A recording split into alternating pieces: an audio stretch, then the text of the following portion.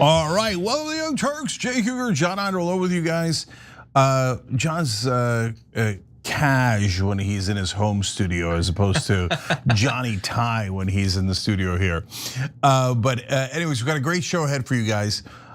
So Donald Trump has said and done something so terribly racist that even Republicans have noticed. So we'll get to that in a minute.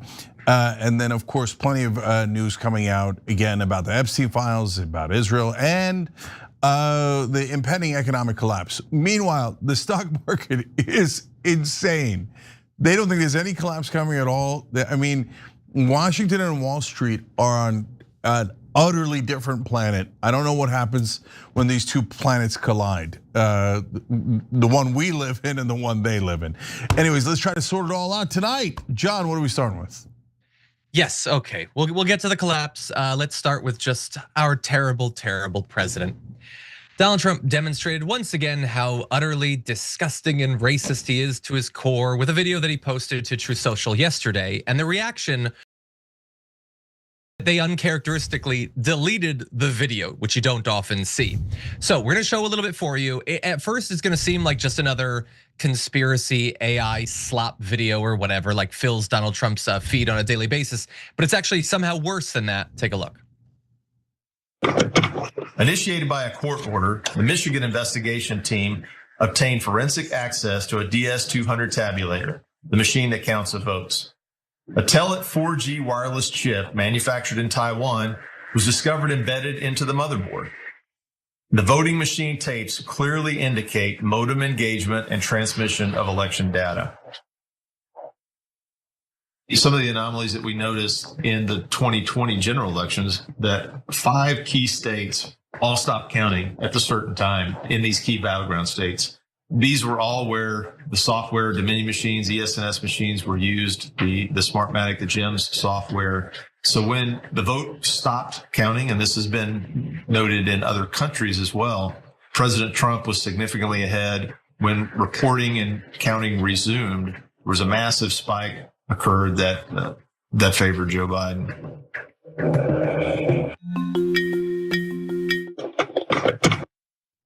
Yes, that video you saw of the Obamas as monkeys or apes was embedded into that video about votes and how Trump actually won, and that lunatic theory to begin with.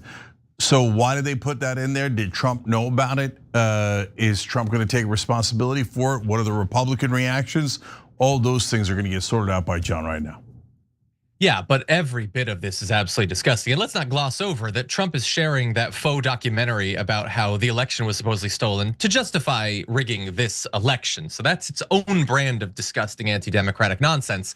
But let's focus on the last bit where you have Barack and Michelle Obama portrayed as apes or gorillas or something like that in a disgusting tiny little clip. Now, we don't know if Donald Trump made the video himself, like stitched the different parts together, or if he was even aware of that last part of the video.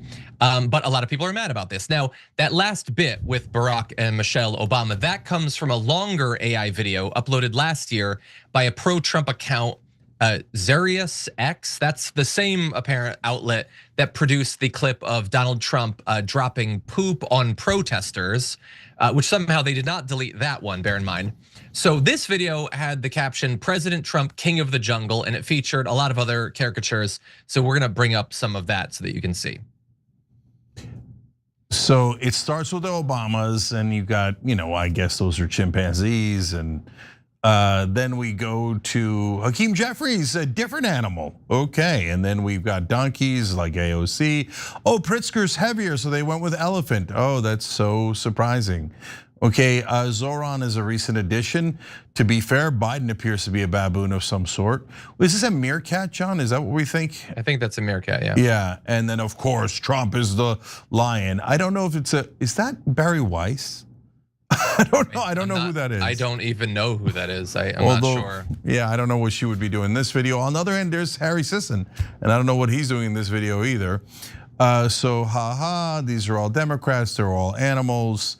and they all bow to lion. I don't know if lion is a play on words for a guy who's constantly lying. Could be. Yeah. So John, let's start here. So we're gonna get to the reaction, obviously. So there's a couple of different angles. That video itself, so I get their excuse. Oh, we're just portraying different animals, right? And I have a unique take that although it's absolutely scientific and biological, we're all apes. So I don't get that offended by stuff like that. Okay, in fact, they've been doing this to me for over a decade, which we'll get to a little bit later, etc. But that's not the point. The point is that is a racial stereotype that has been in this country for a long, long time and has led to disastrous things.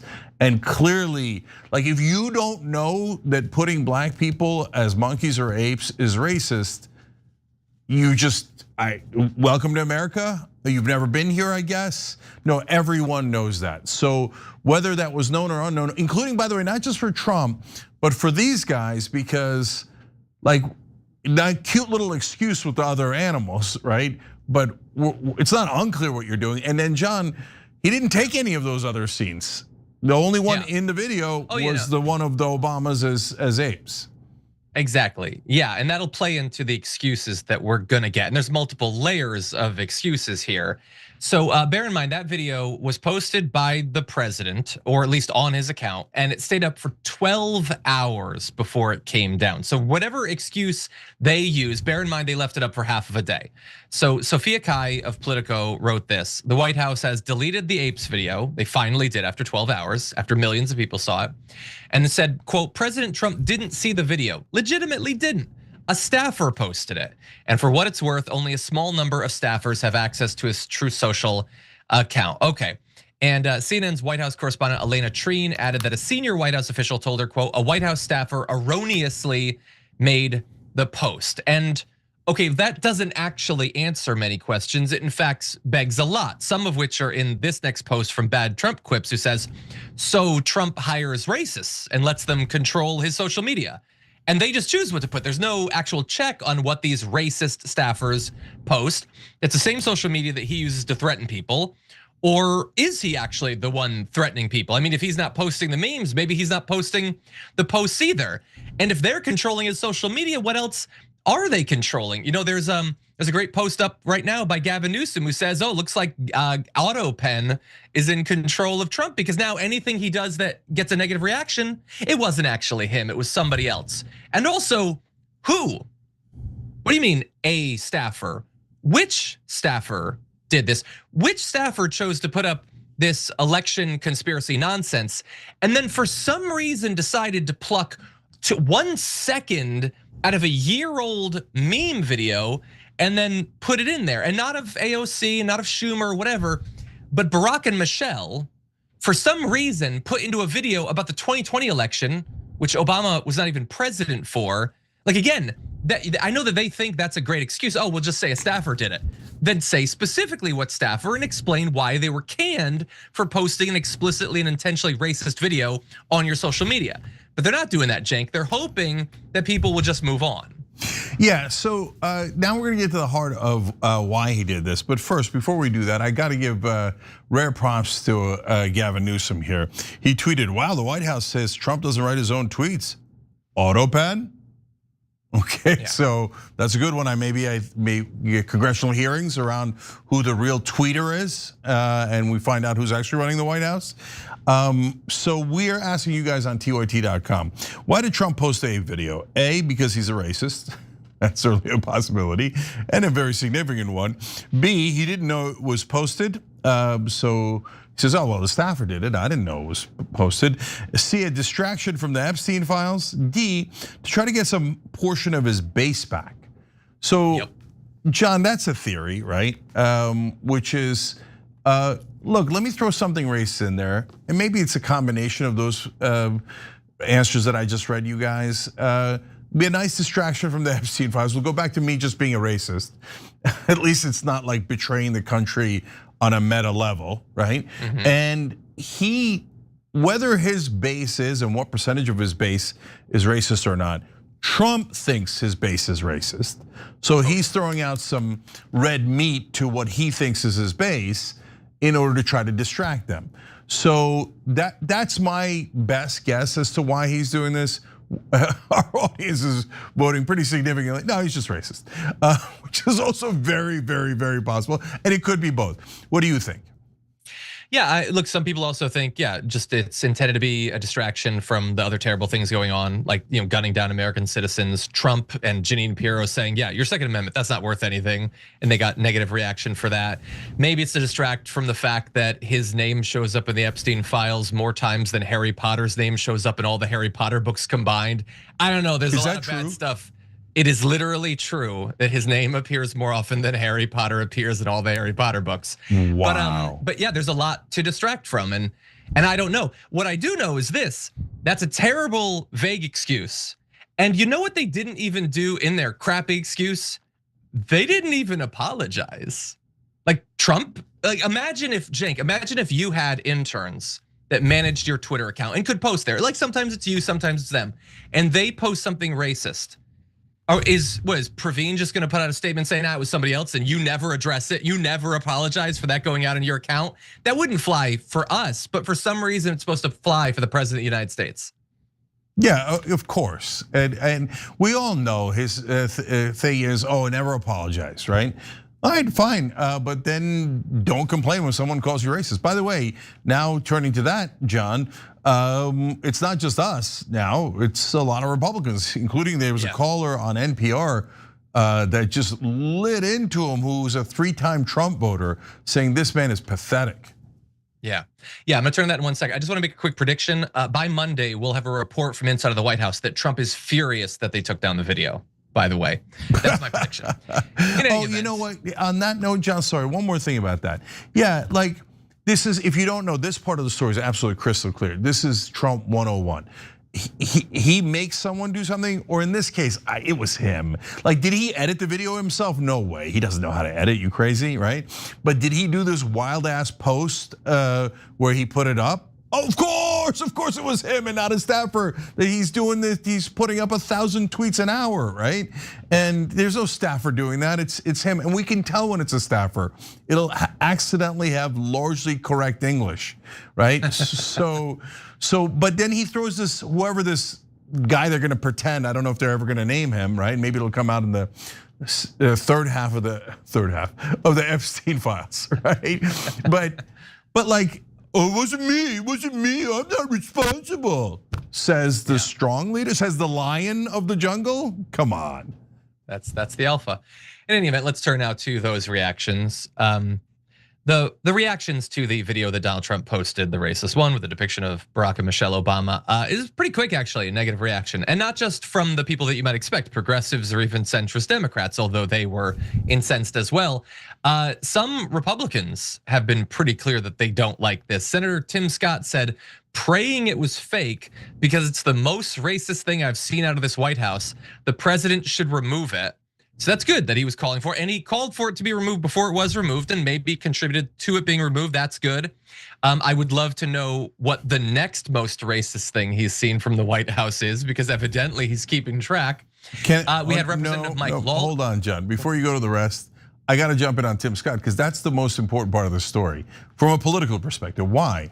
Because there's no way in the world Tim Scott calls that racist if Trump's polling is not in the 30s. If Trump's polling was in the 50s, but certainly even in the 40s. The whole point of Tim Scott's existence is to say that Republicans are not racist. So like he had one role only in the campaign. Donald Trump is not racist, Donald Trump is not, I'm a black man, Donald Trump is not racist, no matter what he said. But now Trump is in the 30s and he's deeply unpopular, and all of a sudden Tim Scott found out that Trump's a racist. Okay, so that shows you where the tide is going, and that's why it's important politically.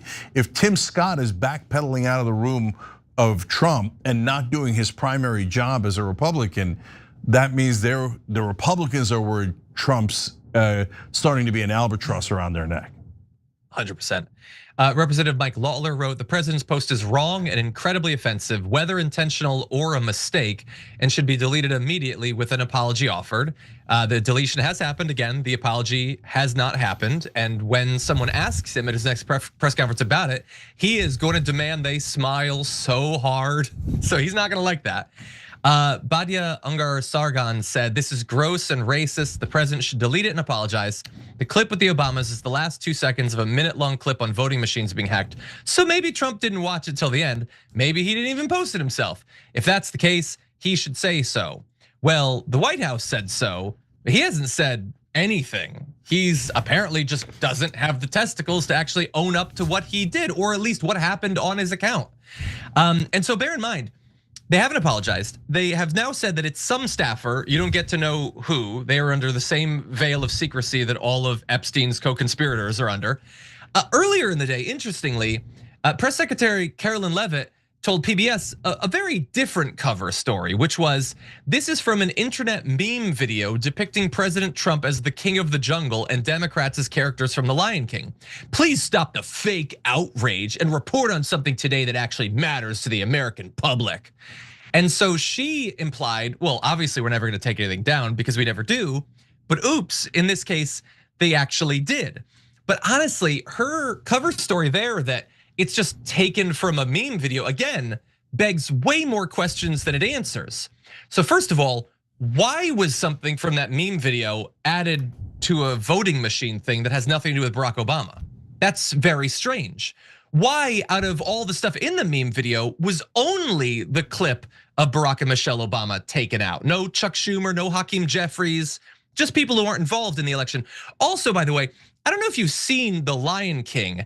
There are no gorillas in The Lion King. That scene with Michelle and Barack did not exist. Those are not characters that are in The Lion King. So why in this meme video did they invent animals for the former black president of the United States? And why did they choose the most racist possible choice? These, I think, are very necessary follow-up questions. I doubt Carolyn Leavitt will actually answer them. All right, here's my last set of clarifications. First of all, our excellent team of producers figured out that it was not Barry Weiss, of course, in the video. They wouldn't want to attack beloved Israel or right wingers. Olivia Giuliana apparently is who was being depicted. If you cared, didn't even look like her. Yeah, I don't because honestly. AI sucks. Yeah, I'm gonna. All right, I'm afraid of revealing myself as a boomer and not exactly knowing who that person is. She's an activist and an influencer. Oh, okay. God bless. Happy to have her. Okay, so look, so to me, I'm not as like furious about this as other people are. And is it because I don't think it's that racist? No, it's obviously an over-the-top racist, right? But I guess I'm surprised that people are still surprised by that, right? So like, I'm the last guy to call all Trump voters racist. I've been telling everybody not to do that, right? I've also told you that there's about a quarter of his voters that are extreme and very likely fit that description. And I can show it to you in the polling based on their answers on different questions. So we're not smearing everybody. We're being very particular in that case. But has Trump leaned into racial grievances and done racist things in the past that would lead me to believe that at a bare minimum, he would use racism as a tool to advance his personal agenda? Of course, of course. Come on, you gotta know that, right? Do we still not know that at this point? Do Trump voters, I mean, the 25% again, you're never gonna break through to them, right? But even the majority of Trump voters gotta know by now, come on. I mean, even if he's not racist, he doesn't mind using racism to try to appeal. In fact, you should be more offended than anyone because he's assuming all of his voters are racist. And then finally, the other reason is, all this thing with animals, I don't care at all, right? Like, so a million years ago, somebody, one of the first nicknames I ever had on online, and I've had many, was Fat Brown Buffalo. And they thought that was really gonna bother me. And they did this meme of me. So I don't know, maybe this is where it all started. You know, since we're the first show or longest running show in internet history, this was probably 15 years ago or something. And you know what happened with it, John? I kind of loved it. I was like, they're like, you're overweight. I'm like, really? Wow, Sherlock Holmes figured that one out. And they're like, you're a brown. And I'm like, and? So I was playing, we did like fake football teams with me and my son, even when he was a little kid. And I named myself the Brown Buffaloes. So don't as it's bad, he's a terrible guy, but let's not get too hung up on it. Like, let's go forward. It's not to excuse anything he did. And John, again, to go back to the Tim Scott thing, the most important part of this story politically is how many Republicans, including some of the voters like the C-SPAN guy, immediately started backpedaling away from Trump because he now has a stench on him. And so where some of the voters might have tolerated some of that before, maybe they're not raised, but they could tolerate it, they could live with it because they hated the alternative. Now it feels like a lot of folks now can't live with it now that they see his true face. Yeah. Well, this is going to be a rough period upcoming for them because he is going to present 1 to 5 of that sort of situations every single week from here on out. And it's just going to hasten his descent into stinky lame duck. That's what he's going to be if he's not already that. Yep. All right. But in any event, why don't we take our first break? We got a lot more to get to after this.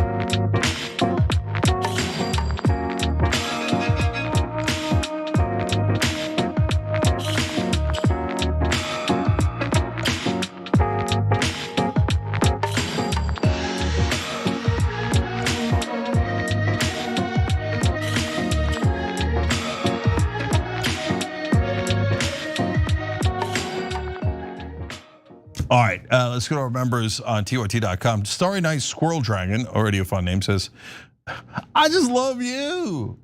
That's a reference, of course, to Tim Scott saying that about Trump. Did I read it right? Nerd Ferguson says, I would be okay with depicting Newsom as a snake. He is a snake. No, give the brother his due. That auto pen comment was good. It was so good that I was gonna use the line and I was like, no, let me give him credit. I saw it from him. So fair show in America. Nerd also wrote in, nerd. Now all those animals and no Mitch McConnell turtle, right? Because they were only doing Democrats, right? But you're right. I mean, that's a layup. That's a layup. And I don't think it's racist to call a white guy a turtle. So, Nani Dragon says Donald Trump is the cowardly lion. Nice, Nani. That's a good one. That at least fits. I'm a damn lib, writes Sin. Is there any significance in that they made the Michelle the large ape and Barack is the chimp? Disgusting, nevertheless. I don't know, and I don't want to think about it. I mean, any of those things that they do with Michelle Obama is totally disgusting. Yeah, it's not worth getting into. Theater Ghana says, isn't it also John's birthday today, or did I get my math wrong and it was yesterday? Oh, the American people want to know, John. It was in fact yesterday. Yesterday. Nevertheless, happy birthday! Da, da, da, da, da, da. All right, way to turn 29. Okay. Twice. All right, BS. Look, on John's behalf, are we going to take more super chats and people joining by hitting the join button below? I guess. I don't know that he exactly asked for that. Or you can do it on Damage. Do it on both. All right, BS 1954 says, Cenk, your interview with Dr. Cornel West was wild. You asked them 6 times, what do we do? Good try though. It was Dr. Cornel West and his wife. I thought that was an interesting conversation. I think that, yeah, I asked 6 times, they couldn't quite answer the question that I had. But at the end, it finally became clear what they wanted. So if you check out that video, you remember you can get it on TYTea.com. You can find it on YouTube, etc. But it was an interesting conversation.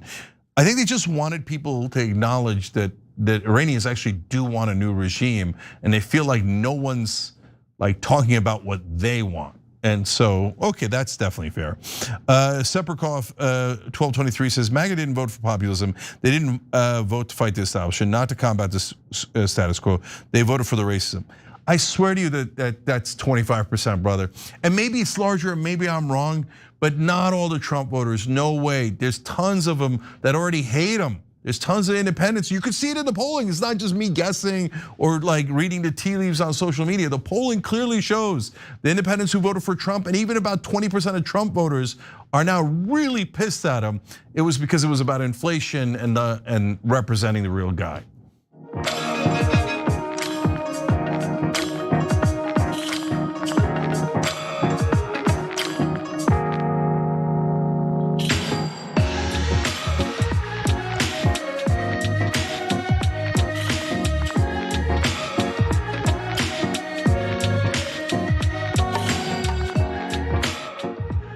All right, back on TYT, Cenk and John with you guys. Also, CDN Norse Dog Dad gifting a membership as usual on YouTube. You're awesome.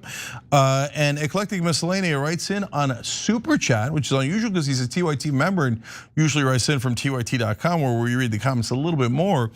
Hey, membership has its privileges. But anyway, Eclectic wrote in here, happy belated birthday, John. Here's a $25 super chat for your birthday on 2/5, February 5th. Hope you have a fun birthday weekend with your family far away from any news of the insanity that is American politics. That's the goal, and thank you. Yeah, happy birthday, John, and Eclectic, you're wonderful for doing that. All right, John, what's next? Okay, more news.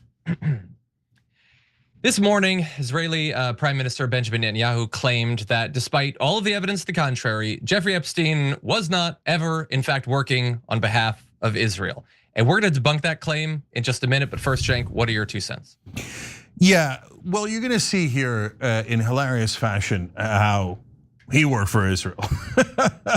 And you're also gonna see the hilarious denial from Netanyahu. So, but what I wanna draw your attention to after John gives you all the facts is a couple of key facts in this story that show you exactly who Epstein was and how much the American government knew that. Yeah. And it makes me wonder if perhaps he's been watching your coverage, that he felt the need to address this. But in any event, let's get to the actual content, the claim, and then the evidence. So this morning he claimed that it wasn't Israel that Jeffrey Epstein was working on behalf of. It was actually just former Prime Minister Ehud Barak, and that's an important distinction. And here's what he posted on Twitter. Jeffrey Epstein's unusual close relationship with Ehud Barak doesn't suggest Epstein worked for Israel. It proves the opposite. Barak's personal fixation led him to engage in activities publicly and behind the scenes to undermine the government of Israel, including fueling mass protest movements, fomenting unrest, and feeding false media narratives. And so important context there is that these two individuals were obviously political rivals who feuded for years. And this is not the first time that Netanyahu has used Epstein and what he's alleged to have done as a political cudgel against Barak. For the record, it is true that Epstein and Barak, as has previously been discussed on the show, were extremely close, but there is a big catch to that there's also a connection between Epstein and Netanyahu individually. So it appears, based on the evidence that's been presented, that Epstein connected Netanyahu to JP Morgan Chase executives back in 2011. And here is reporting from the Daily Beast from 2023 about that, saying in March 2011, one JP Morgan employee wrote to Jess Staley, executive there, and another high-level executive, against all odds, we've been granted a meeting with Prime Minister Netanyahu. Staley forwarded the message to Epstein and wrote, thanks, to which the convicted sex offender replied, surprisey surprise. That's cute, I guess. What is wrong with this man's brain? In any event, we don't know much about what happened in the meeting, but it very strongly seems as if Epstein was instrumental in making it happen. But there is some context where we can try to divine what it might have been in regard to. So only a few months before that meeting, Israel had discovered an oil field known as Leviathan. Now, apparently for years, Netanyahu pushed hard to try to get that oil field developed. It didn't happen fast or easily, but eventually Netanyahu was able to brute force his way through the antitrust laws of Israel to make sure that that did actually get done. And in 2016, JP Morgan invested in the oil field. So again, we don't know for sure, Cenk, that that's actually what the meeting was about. And we don't know in what other specific ways Epstein might have been important for it, but it really does seem as if he got them this meeting. And if he has nothing to do with Netanyahu and is only buddy-buddy with Ehud Barak, then why was Epstein helpful in getting the meeting? I mean, they're JP Morgan. Surely they have better access to Netanyahu than some random weirdo like Epstein, right? Yeah, so look, first I want to address Prime Minister Netanyahu, as I did online. And I think he makes a really interesting point. The fact that the former Prime Minister of Israel went over to Epstein's house 30 times and they were really close and they worked together to make a lot of deals for Israel does seem to prove that he's not working for Israel. And the fact that they had Israeli spies stay at his house, wait, and the cyber weapons procured for no Israel. Aha, that proves that he's obviously working for Bulgaria. Okay, and by the way, like it's funny to us, right? Like it's super obvious, and I'm gonna prove it to you in more spectacular fashion in a second. But all of national media says, no, we don't see it. No, Netanyahu's right. There's no connections to Israel. They haven't written a single story, they haven't said a single word about connections to Israel. I mean, you want to talk about mask fully off. I mean, it's like a Scooby-Doo moment where all of mainstream media takes off their masks at once and goes, we are Israel. Okay, so let me show you all the connections. And this is just a short list. Drop Site News keeps dropping more of these stories. And so let's go to the graphics. Jeffrey Epstein's connections to the Israeli government. Epstein helped negotiate a security agreement between Israel and Mongolia. Epstein helped arrange a meeting with Ehud Barak and Vladimir Putin in 2013. Epstein helped establish a security meeting between Israel and the Ivory Coast in 2014. Epstein repeatedly hosted an Israeli spy at his Manhattan residence from 2013 to 2016. Epstein attempted to procure investments for Israeli cyber weapon startups. Epstein helped Alan Dershowitz attack the authors of the Israel lobby. Epstein exerted control over Wexner Foundation, which is funded pro-Israel causes. Epstein was connected to key figures in the Iran-Contra scandal, and he was representing the Israelis there. Epstein assisted in the development of the Leviathan oil field, a story we'll get to later in the program. Epstein pitched an investor for the UAE on the Israeli cybersecurity firm. Epstein seemingly connected an ally of Indian PM Narendra Modi to Ehud Barak. Every single time, it's a deal for Norway? No. Finland, no. Thailand, no. Oh, right, Israel, every single time. Okay, look, I'm gonna go back to making fun of Netanyahu and proving this case conclusively, and I have an important point on something else in this story. But John, what's going on here? I mean, not a single source in national media, not one reporter in the country, mainstream reporter, has reported on all of these connections. So you've got independent outlets like Drop Site News. Obviously, it's all over the emails from the Epstein files, and that's all over the social media. So what's going on here? I mean, I literally cannot see any other explanation than it turns out our entire national media was not really doing news. They were just doing Israeli propaganda. How could they not see these connections?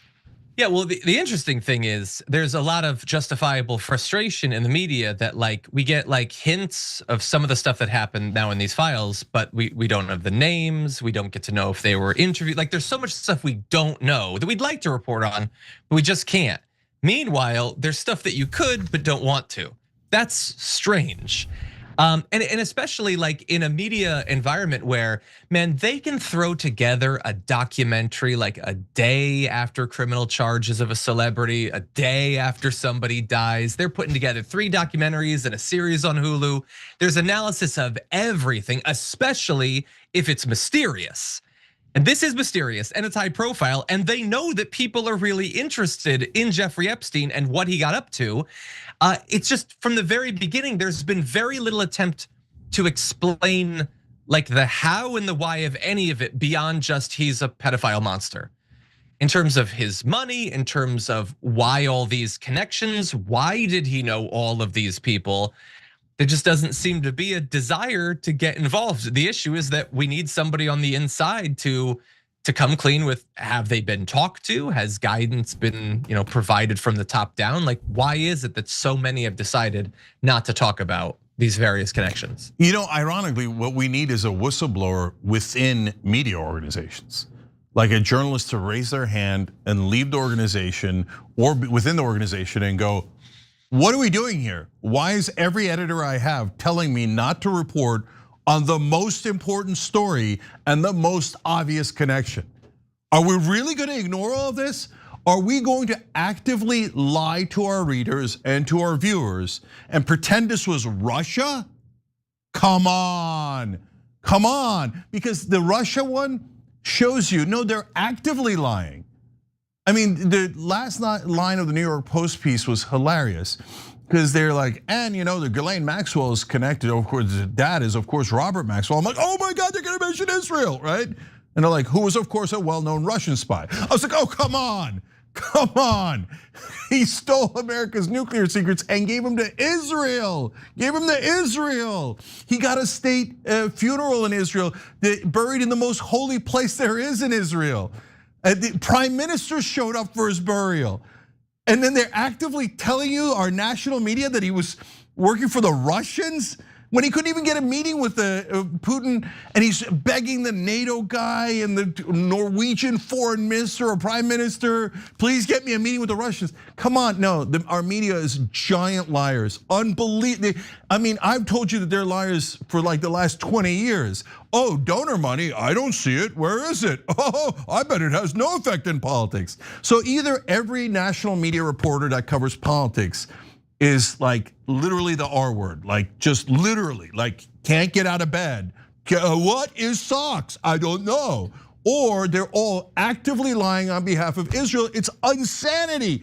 And so as much as I've told you that for 20 years, I'm shocked by it. I'm absolutely shocked by it. I can't believe they're not talking about it. Okay, now back to Netanyahu, and again, more connections. He says, it is only Ehud Barak. Only one of the former prime ministers of Israel has been working with this guy on behalf of Israel the entire time, right? But not me, except you find out, as John alluded to there, wait. It turns out Epstein connected JP Morgan bankers to this Leviathan oil field to who? Oh, right, to Netanyahu. Netanyahu made the deal with the JP Morgan bankers. Epstein set up that meeting, and now Netanyahu's like, oh, golly gee, who is Jeffrey Epstein? I think he only knew Ehud Barak. And our entire media, national media goes, that is correct. Beloved Netanyahu is right. Epstein didn't know any Israeli but Ehud Barak. Get out of here, man. It's John, that's the other thing. My God, in these stories, that's after all this time, I'm surprised that I'm still shocked by anything. But I was shocked at how powerful Epstein was. Epstein was one of the most powerful people on earth. The Indian prime minister and the top leading businessman in India, a billionaire, comes to Epstein and is asking certain questions and about who's going to be the next ambassador to India, and they are wondering about General Petraeus, the former head of the CIA, and Epstein says to them, "Yeah, Trump likes Petraeus. He might send him to India, but the Pentagon is skeptical about Petraeus." Wait a minute. So Epstein knows what the Pentagon thinks about Petraeus being the ambassador to India. How does Epstein know that? Okay, let's put aside Israel for a second. No national media reporter has talked about his connections to our intelligence. How does he know what the Pentagon thinks about the CIA chief? How does he know that? Our entire national media goes, I don't see it. Nope, no connections to our government, no. But wait a minute, they knew all this stuff. This is coming from the government, and the government protected this guy for decades. You don't think that might be because he was connected to intelligence? He was in the middle of the Iran-Contra affair. There's no civilians in Iran-Contra. And our entire national media goes, I don't see it. What is socks? I don't know anything. Okay, then what is it, guys? Are you profoundly stupid? Is every political reporter in America that works for established media literally the dumbest people in the whole country, the very bottom of the barrel, or are you deeply corrupt, protecting the CIA and Mossad? Because those are your only two options. John, what do you think? I think what is socks? I've been questioning it. I don't know. No, yeah, I don't. It's very suspicious. And again, all we can do is speculate. One would think if there was a directive to not cover it, there are so many people that would have to be at least on some level familiar with it that one would expect that would come out. I mean, producers would have to know on the various cable news shows, and also probably New York Times, Washington Post, all of those. So a lot of people potentially, one would think that eventually somebody would give at least a hint that the direction has been, or that stories were put forward, or they attempted to produce them and then they were killed. Yeah, no, like the best case scenario is the CIA runs these organizations and forbids them from writing about the CIA and their allies in Mossad. That's their only, like later if these political reporters retire and tell me, hey Cenk, I did know what socks are. I could get out of bed and dress myself. And I'm not the dumbest person in America. First of all, they'd have to convince me. But the way that they convince me is they say, look, every time we want to write a story about it, the CIA would spike it because NBC was run by CIA or New York Times was run by the CIA. Okay, well that's a fair explanation. But then that means you should totally ignore everything from establishment media. They're just giant liars who are lying on behalf of the CIA and apparently on behalf of Mossad. So, okay, that's not a great excuse. Final thing for me is, doesn't it seem like, so there's this elite pedophile who is working with other elites to do pedophilia and to potentially protect both domestic and foreign espionage that's going on, and it's tied in with the media. Doesn't this seem like the exact sort of story that Alex Jones would be interested in based on the decades of news that he's got? It's the ultimate conspiracy. Yeah. But named so. The only thing he's got to talk about Epstein is his theory that Zoran Mandani is secretly Epstein's son. That's the only thing he can cover when it comes to Epstein. Oh no, it's over. Now, hey Alex, we see your brother. So you're gonna try to connect this to a Muslim? That means you're working for the Israelis. How you like that conspiracy theory, mother effer? Okay, yeah. So John, last time we talked about this, Anna and I did. Apparently Alex Jones was controlled opposition, right? Oh, I got a great conspiracy idea, but none of it is about Israel. Oh, now you found out the real conspiracy is about Israel. No, it's the Muslims, it's the Muslims. Yeah. Okay, go yank off Netanyahu or however you get paid by them. Alex Jones, what a fraud, what an unbelievable fraud. What's hilarious about what a fraud he is it like his only thing was conspiracy theories.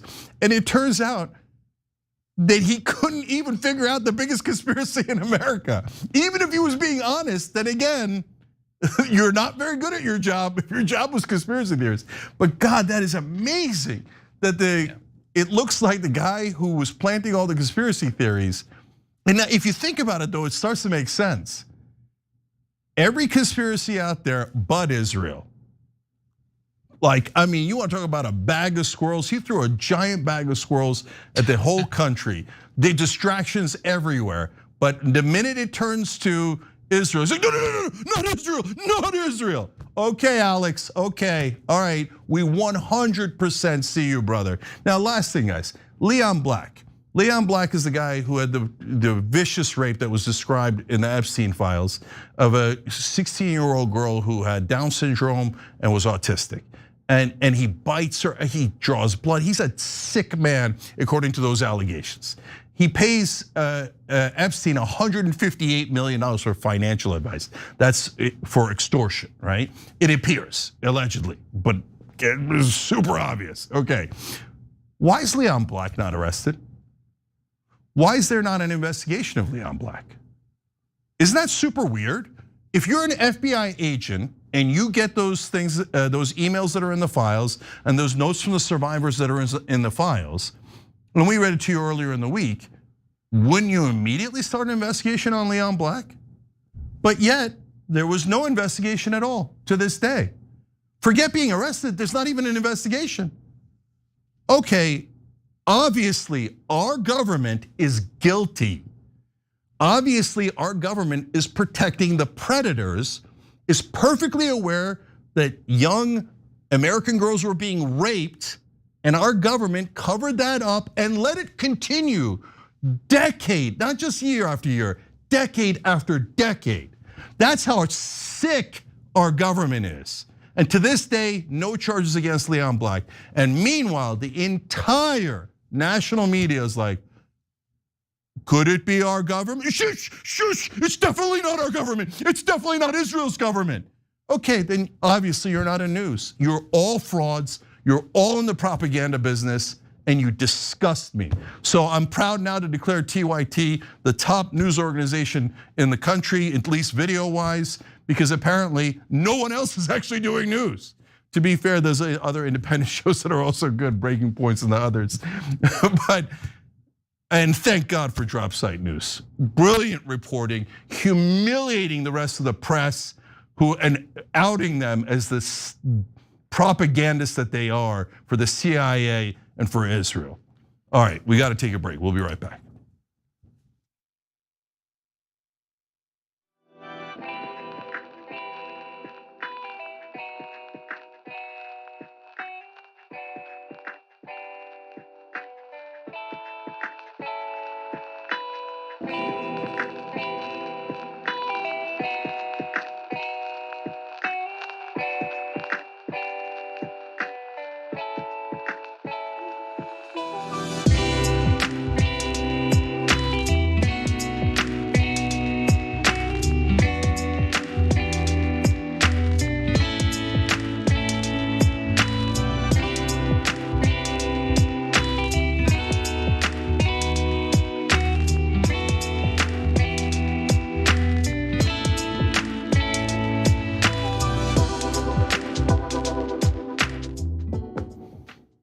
All right, back on TYT Super Chat.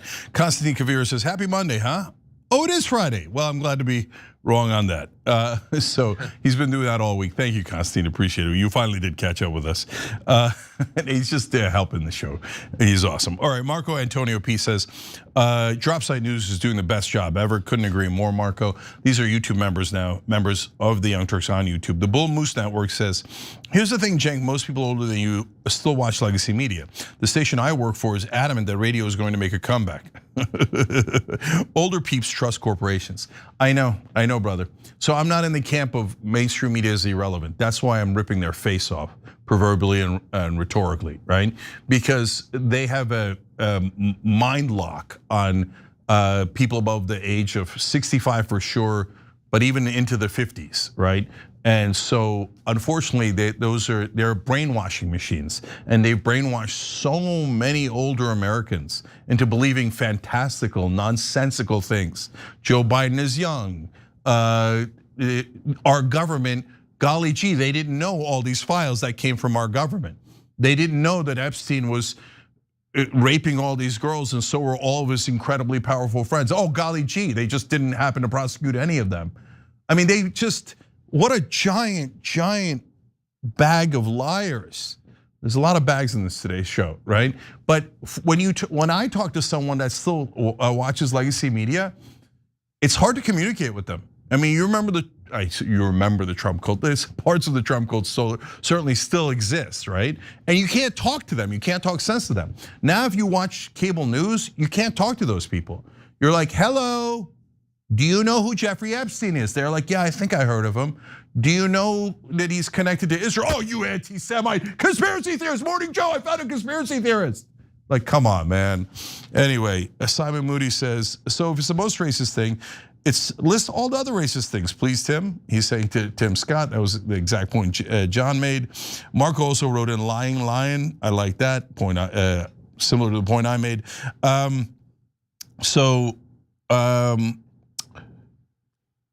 Dolly Puerto Rico says he's going to blame it on somebody else. Of course.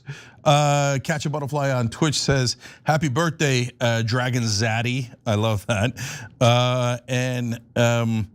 Nerd Ferguson says, I think the cover-up is two-handed. Mainstream media will always protect Israel, but also they're only interested with the files that involve sex stuff. The show producers probably look at all the Israel stuff and think, boring, where's the sex stuff? No, there's plenty of sex stuff related to Israel too.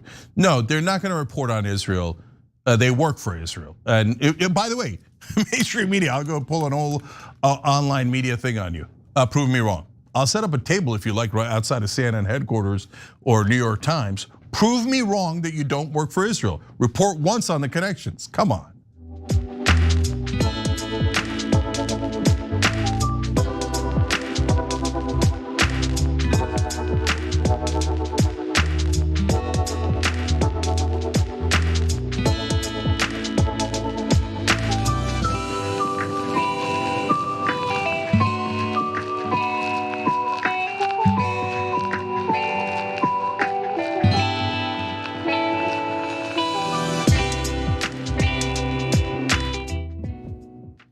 All right, back on TYT, Cenk and John with you. I'm endlessly amused that we realized after all this time that Alex Jones is a false flag operation. Okay, so I mean, how is that? Height of irony. Anyways, all right, John, what's next? Okay, well, nothing fun, unfortunately, but we'll try to do our best with it. Let's jump into this. On January 21st, 2029, do you see any scenario where you are still president? I don't know. It would be interesting. But wouldn't it be terrible if I agreed with, if I gave you the answer that you're looking for? It would make life so much less exciting, right? It would be so much less exciting. But I only do this for one reason: make America great again. And that's what we're doing. He does it for many reasons. That one is not one of them. Yeah, but no, Donald Trump once again refusing to rule out being president for life effectively doesn't make life exciting. It makes it, I don't know, unconstitutional, anti-democratic, authoritarian, insert whatever word you want. But that interview isn't even out in full yet. But we do know that when we get the full thing later this week, it's going to include not just that claim, but also him once again suggesting that he's not going to accept the results of the midterms unless they're good for him, and doubling down on his calls for the federal government to nationalize elections, which is just as unconstitutional as him being president for a third term. We're to jump at all the details, but first, Cenk, what are your 2 cents? Yeah, no, I want people to see how disastrous this is, because if he gets any of that, that's it. Our democracy is dead. And good news, some of the Republicans are realizing it, so we're gonna have that for you as well. But then I want to tell you the number one reason why he's doing all this. But John, give him the facts first. I assume that's to make America great again, right? Well, we'll find out. Anyway, so as you probably know, a few days ago, he said that Republicans should nationalize elections in 15 places. I don't know, probably 15 predominantly black and brown cities if I had to guess. And he said that on Dan Bongino's show, and obviously Dan Bongino, strong alpha male, loves the Constitution, had nothing to say. He was a tiny little puppy dog when Trump said that he was gonna shred the Constitution. He just had nothing to say. Anyway, so let's jump into that. Look, I took over a border where 25 million people came into our country, many of them murderers. These people were brought to our country to vote, and they vote illegally.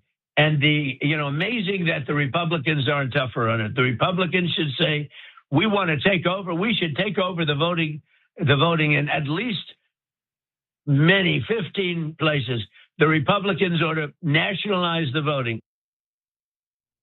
So that's insane. And again, Dan Bongino has nothing to say to that. Although in his defense, he might not have even been listening. He's probably so traumatized from what he read in the Epstein files that he then decided he wasn't gonna do anything about, and he would just happily participate in a massive sexual predation cover up and then flee away from DC to do his stupid little show again. So anyway, since that guy wasn't gonna be a journalist, NBC News host Tom Lamas asked Trump about those comments, and Trump tried to deny that he'd made them, even though it was a few days ago and it's on video, while still doubling down on basically the same idea, as you'll see. You've recently suggested nationalizing elections. What do you mean by that? And I didn't say national, I said there are some areas in our country that are extremely corrupt. They have very corrupt elections. Take a look at Detroit. Take a look at Philadelphia. Take a look at Atlanta. There are some areas that are unbelievably corrupt. I could give you plenty more too. I say that we cannot have corrupt elections. If we have to, if they don't straighten it out. The Democrats don't want voter ID. If they don't want voter ID, that means they want to cheat. We can't allow cheating in elections. Now, if we need to put in federal controls as opposed to state controls, remember this, they're really an agent. They're really accumulating the votes for who wins an election. If they can't do it honestly and it can't be done properly and timely, then something else has to happen. So that is all obviously anti-democratic, fascistic nonsense. He doesn't like the elections in those cities because they don't vote for him. That's all that it means. They're not just mere agents. They don't just count the vote. They administer the elections. That's what the Constitution says. Take it up with the Constitution if you don't like that, piggy. In any event, some Republicans are actually standing up for the Constitution. Rand Paul said, that's not what the Constitution says about elections, so I'm not for nationalizing it. Senate Majority Leader John Thune said, I'm not in favor of federalizing elections. But bear in mind, probably both of them, at the very least John Thune, are perfectly happy to suppress the vote and manipulate how easy it is to vote, make it harder for certain communities. They're trying to pass that SAVE Act in the Senate. Thune says he's in favor of stronger voter ID laws and requiring proof of citizenship at polling places. But when it comes to states having the power to run elections, that's a constitutional issue. So is he not merciful, Cenk? Yeah, so it's crystal clear in the Constitution, but Trump is the guy who, after losing in 2020, said we should terminate the Constitution. So is anybody surprised? No, and in fact, I love that Andrew Schultz pointed that out. It's a thing that we've basically been trying to draw attention to for the last 6 years, ever since he said it. And great to see that people are realizing, oh, right, he said to terminate the Constitution. That might have given you some insight into how he views that document. Now, for the voter ID thing and the nationalizing the elections, I get the scheme that they're running, right? So he's saying, well, let's nationalize, and that's obviously literally against the Constitution. The states are on it based on that document. And so hence the other Republicans are even coming out against it. But what he's trying to do is leverage. He's saying, okay, I'm gonna do this unless you give me the voter ID laws that I want. And so that's a way of trying to gain extra leverage for the Republicans in this election cycle, because they are desperate. They definitely think that they need it, and they do. I mean, they just lost a district that Trump won by 17. So if that's how it's gonna go, they're in a world of hurt, right? Now, into the third term stuff, and why does he say stuff like, he says, well, it'd be more exciting, He views everything as a TV show. So if you know the TV show is gonna end, well, then But if you got a cliffhanger, is he gonna run again for a third term? Then people will come back in and watch it. But real life is not a TV show. He's never understood that. But there's also a second part of that, which is, if he becomes a lame duck, then people aren't gonna listen to him as much. But if he keeps threatening to run for a third term, he figures, I can keep more power. So did Trump come up with that idea? I don't know, maybe it was Stephen Miller, but it doesn't matter. So that's how they're thinking about it. But what they're not taking into account is even his own voters are now beginning to go, yeah, these were all cute games before, but now that I don't trust you anymore, now that it's obvious that you're with the sick elites who have been protecting Epstein and his friends, now when you tell me you're gonna shred the Constitution, or you're gonna nationalize elections, or you're gonna run for a third term, which is also obviously unconstitutional, I don't find it so cute anymore. But John, of course, the number one reason that he wants to keep staying in office is because this last year in 2025, his first year in his second term, he just magically happened to make $1.4 billion more. Golly gee, I don't know how that happened. Oh, right, it was all in deals with foreign countries into his meme coin and his other junk assets, the equivalent of direct bribes. So, I mean, we on this show for a long time, we've been talking about how did Clintons go into office, come out with 150, going broke, come out with $150 million. Nancy Pelosi, somehow the greatest stock picker of all time, right? A Wall Street genius. How did that happen? Now Trump goes and gets $1.4 billion in 1 year. And he's like, oh no, I did it honestly. What do you mean honestly? The UAE gave you $500 million. Where's for like your junk NFT, whatever the hell that thing is that you're running in crypto that is literally worthless. So that's why he wants to stay in office as long as he can.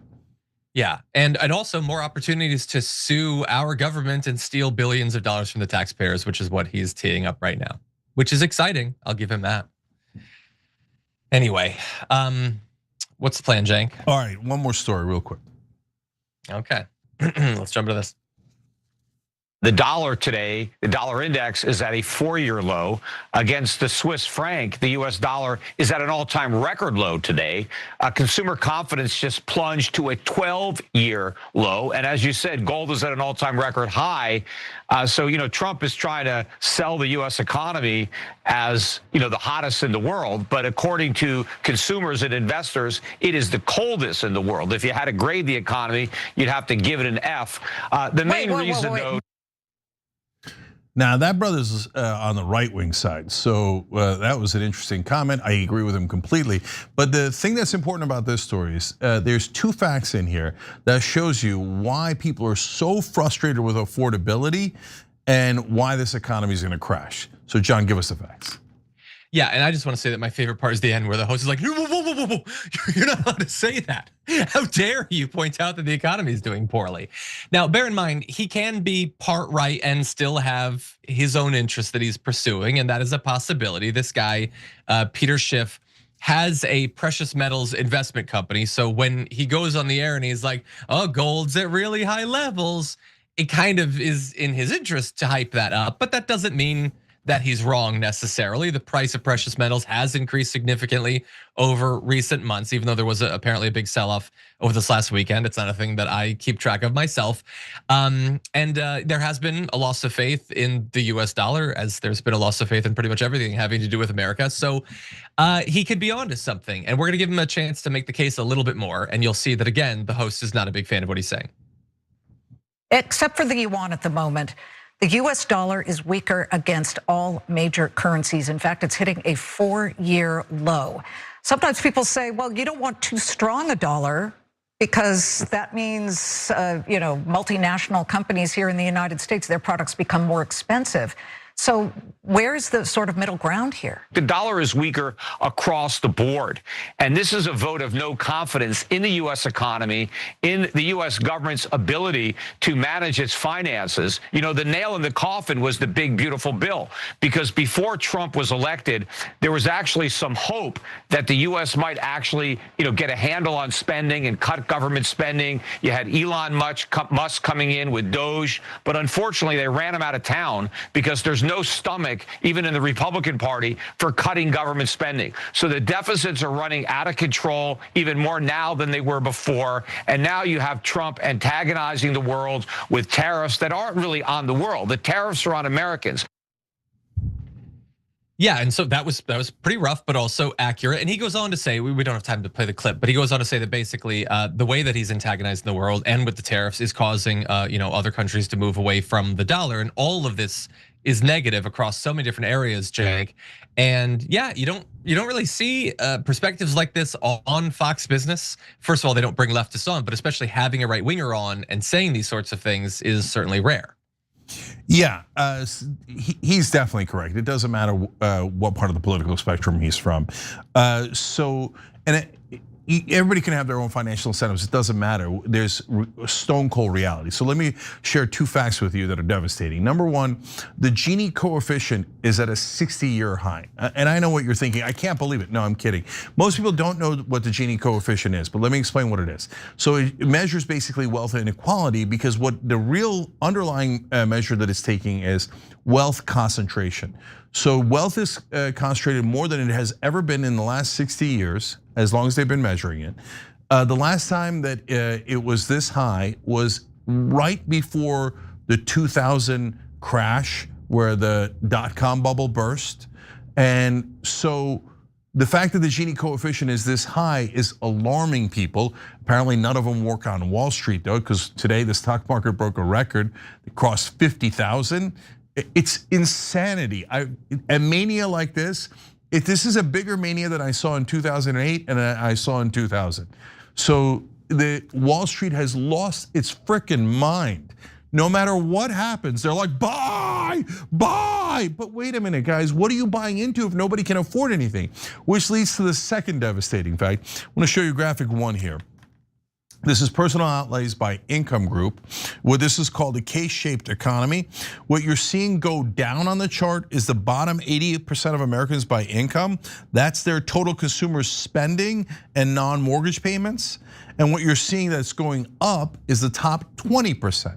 So what does that mean? that means the top 20% is actually doing pretty well. Their spending continues to go up, and that is barely keeping the economy alive, because the bottom 80% can't afford anything. That's the affordability crisis. And so they've stopped spending because they don't have the money to spend anymore. So you know what an economy runs on? The 80%, not the 20%. So the bottom is gonna fall out any second now. There's no disposable income for 80% of us.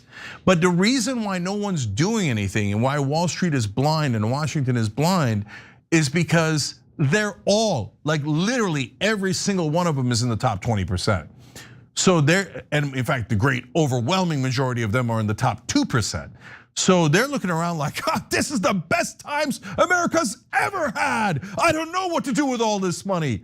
Go buy, right? Meanwhile, everybody else is starving. So they're like, well, I don't understand why Zoran Mamdani won. That is so weird. I mean, he's talking about affordability. I mean, I just bought a new yacht. It was very affordable to me. No, brother, you're missing the 80%. They don't see you guys at all. And at the end of the day, John, if people don't buy products, companies do not do well. And apparently those knuckleheads have not caught on to that fact yet. Yeah, they're probably distracted, not catching on to the weird cyclical and circular thing that's going on with AI as well. I mean, there's so many things that are brewing in the economy that are really apocalyptic right now. Yes, and so guys, like I don't want to overscare you, and financial advice you should be super careful about. You never know what the time is going to be. So I'm just saying this as a person in politics, not in finance, but you know, I do know a thing or two about business. My sense of it is, oh my God, it's going to blow. I mean, I cannot believe it hasn't crashed yet. So, and by the way, forget my word for it, right? Ray Dalio, maybe the greatest investor ever, is like, what's going on here? There's so many top guys in finance going, I don't understand why it hasn't crashed yet.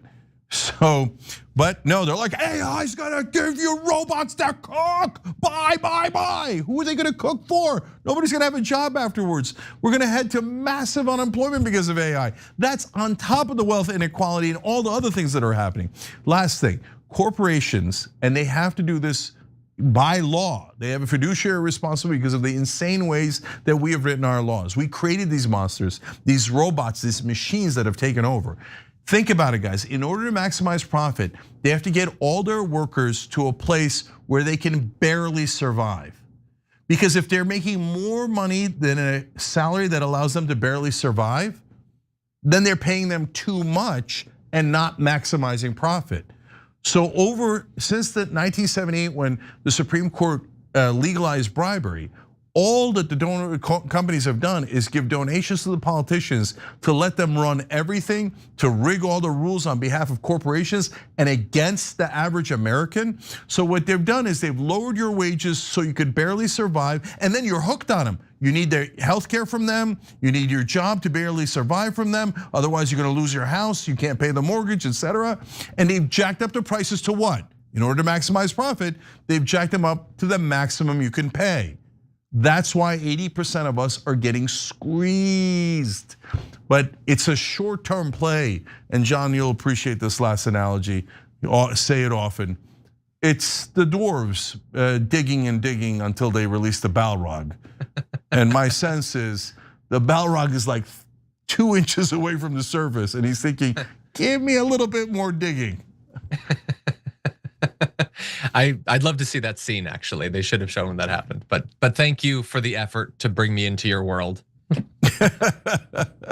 right, guys, we gotta go. Everybody check out Damage Report. It's Monday through Friday, 1 p.m. every day on YouTube and on TYTea.com. It's a great show. I hope you're all checking it out.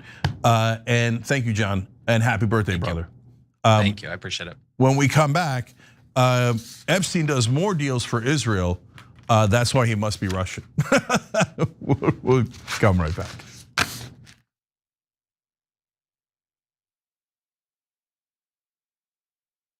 At TYTea, our mission is to boldly pursue truth, challenge the establishment, and drive positive change. At a time when corporate capture of our media, our government, and our politics is nearly absolute, Everyday working people need a champion to fight for them and to push back against the powerful interests that threaten our democracy itself. At TYT, we're proudly progressive and call out corruption and duplicity wherever we see it, from Republicans, Democrats, or anyone else.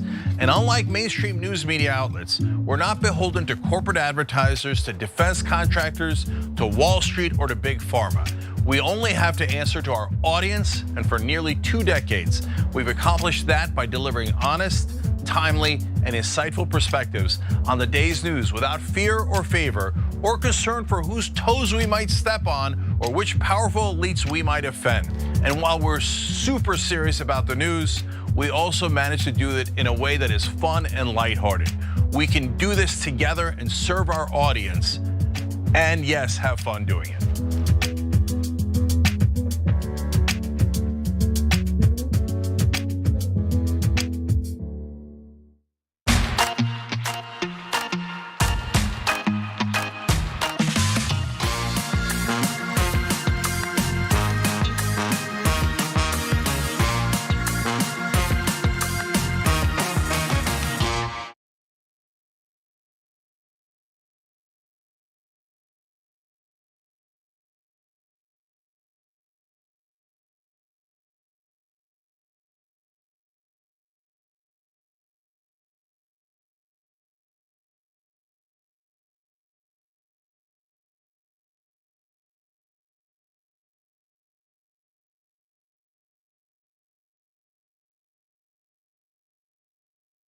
We talk about TYT Army being so strong. Usually they help us run our show. Now they're gonna help us run the country. Like this. It's time that we reclaim democracy for the people. We had a huge victory for Wolfpack. When Lincoln said this was a country by, of, and for, he said of the people, not of corporations. Our representatives don't represent us. Whoa, democracy! United! We are! We are! Too strong! There's thousands of volunteers, and you could be among them. When you get the power back, oh, that feels good. This is just the beginning. Knock, knock. We're coming for them! Wolf-pack.com.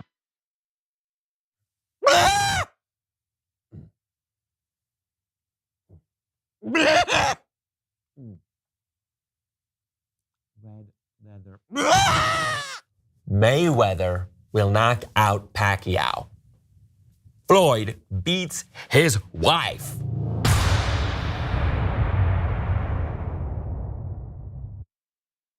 Okay, I get it. You're progressive. You're looking for other progressive voices. Why? Because you want real progress to happen. You're tired of the why, regular stuff. You should be checking out the Young Turks. Why? Because who else is going to have Killer Mike talking about politics and social issues in his new TV show, Trigger Warning? My dad wrote the story of his life. It's called Original Young Turk. It's a book on shoptyt.com. Part of the story is how I became progressive. Now, he doesn't write about that per se, but in his life story, you see, oh my God, when a community helps one another, when the government also chips in and gives you free education, anything is possible. He went from an incredibly poor olive farmer to living the American dream.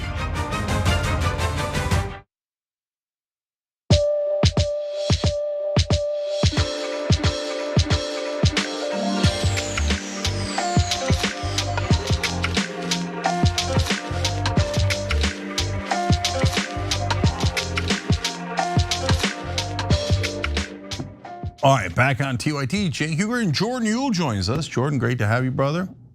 And Bashar Ahmed also joined us in a different way by hitting the join button below, which we appreciate. All right, Jordan, you got a lot of news for us. What do you got? Yeah, let's start with this. According to Dropsite News, Jeffrey Epstein helped connect Indian leadership to world officials during Donald Trump's first term as president, and there is a lot here, but Cenk, first pass, what do you make of this? There are, again, 2 facts in this story that will prove to you how incredibly powerful Jeffrey Epstein was, which then will prove to you that obviously the US government knew all the things that he was doing, let alone the Israelis. Of course, let's give you the facts. Yeah, well, here's what you need to know. The key figure in this story is Indian billionaire Anil Ambani. He's an ally of Narendra Modi, the Prime Minister of India. Ambani and Epstein were in close communication. Epstein and Ambani talked about setting up meetings with former Israeli Prime Minister Ehud Barak, the head of NATO, Tom Pritzker, the billionaire chairman of Hyatt Hotels, and Tom Barak, the chair of Trump's first inaugural committee.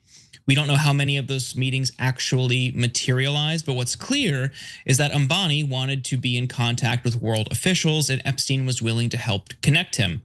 However, Epstein did refuse Ambani's request on at least one occasion. In March 2017, Ambani wrote the following to Epstein. "Hello, was in Delhi. Leadership would like your help for me to meet Jared and Bannon ASAP. Please advise. Likely visit to DC by PM in May to meet Donald, also assistance on that." Ambani is referring to Jared Kushner, Steve Bannon, and Donald Trump. But Epstein told Ambani that he should meet with Barak instead. Steve and Jared are meeting 15 people a day, mostly meet and greet with little follow-up. The State Department is way understaffed. MBS's meeting took time to set. It's basically a waste of time, though photo op was what they wanted. It's early for anything meaningful. You should meet with Tom Barak. Just a few months later, in June of 2017, Modi would meet with Trump. Shortly after, Modi visited Israel, making him the first Indian prime minister to do so. India had a chilly relationship with Israel prior to that year. In July of 2017, Epstein wrote the following message to a recipient by the name of Yabor Y. The Indian Prime Minister Modi took advice and danced and sang in Israel for the benefit of the US president. They had met a few weeks ago. It worked. The same day, Epstein sent the following message to Ambani. Your guy's performance was both clever and executed well. Good work. So what did Ambani hope to gain from his relationship with Epstein? Based on the reporting, we can't say for sure, but here's what we do know. The Indian billionaire had substantial business interests in Israel. The previous year, his company, Reliance Defense Limited, had entered a joint venture with Rafael Advanced Defense Systems Limited, a state-owned Israeli defense firm, to produce air-to-air missiles and air defense systems in a deal valued at $10 billion over a decade. In 2017, India was reported to be the largest buyer of Israeli weapons, having bought $715 million worth of weaponry, according to the Stockholm International Peace Research Institute. As for Epstein's feelings about India and Israel, 2 days after Modi's visit to Israel, concluded, Larry Summers asked Epstein if he still thought Trump is a better president than Hillary Clinton would have been. Epstein responded affirmatively, stating, yes, definitely. India, Israel, for example, great, and all his doing. Cenk. Yeah, so lots of super interesting information in here. So first of all, yet another deal that Epstein arranges for Israel. But again, all of national media can't see it. They can't see a single connection. They apparently can't read, but it's gonna get much worse. So earlier in the show, we reported about how he arranged a deal with JP Morgan Chase and Netanyahu for the Leviathan oil field, and now they've announced a $35 billion deal many years later with Egypt about that field. Who arranged that deal? Jeffrey Epstein. Who arranged this deal to get India and Israel and the US more aligned? Jeffrey Epstein. Okay, so to me, a disturbing part of that was the way that he seemed to revel in making the Indian prime minister dance for them. And I don't know, that to me, for whatever reason, that was stomach churning. Oh yeah, he danced and sung for us, basically. Okay, India, is that what you want? You want to dance and sing for Israel? And okay, that's your leader apparently then. So he did it, he did whatever Epstein asked him to do. Okay, pause there. My God, how powerful is Epstein? We were told, oh, random pedophile down in Florida. Pedophilia is bad, yeah. Oh, I guess he's rich. Oh, I guess he has a couple of rich friends. No, he's arranging deals with world leaders nonstop. And every single time it is for the benefit of Israel. This is the national media in this country is a joke. Okay, so now we go to he's all these other folks that he arranged. Tom Pritzker, that's normal, arguably, right? I'm not saying anything he did is normal, but like, okay, Epstein's a businessman, Tom Pritzker is a businessman. Businessmen know each other, not a big deal, okay? Epstein arranges a meeting for his contacts in India with the head of NATO. Wait, what? How does Epstein know the head of NATO and can arrange for a businessman to meet with the head of NATO anytime he wants? And our entire national media doesn't think that's interesting, doesn't think that that shows that maybe Epstein had political power, governmental power to be able to arrange meetings like that. And these are all in the files that our government has known about this entire time.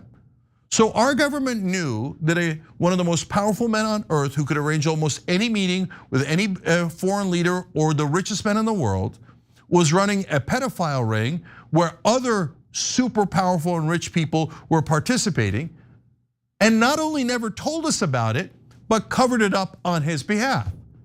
And our media doesn't think that's interesting.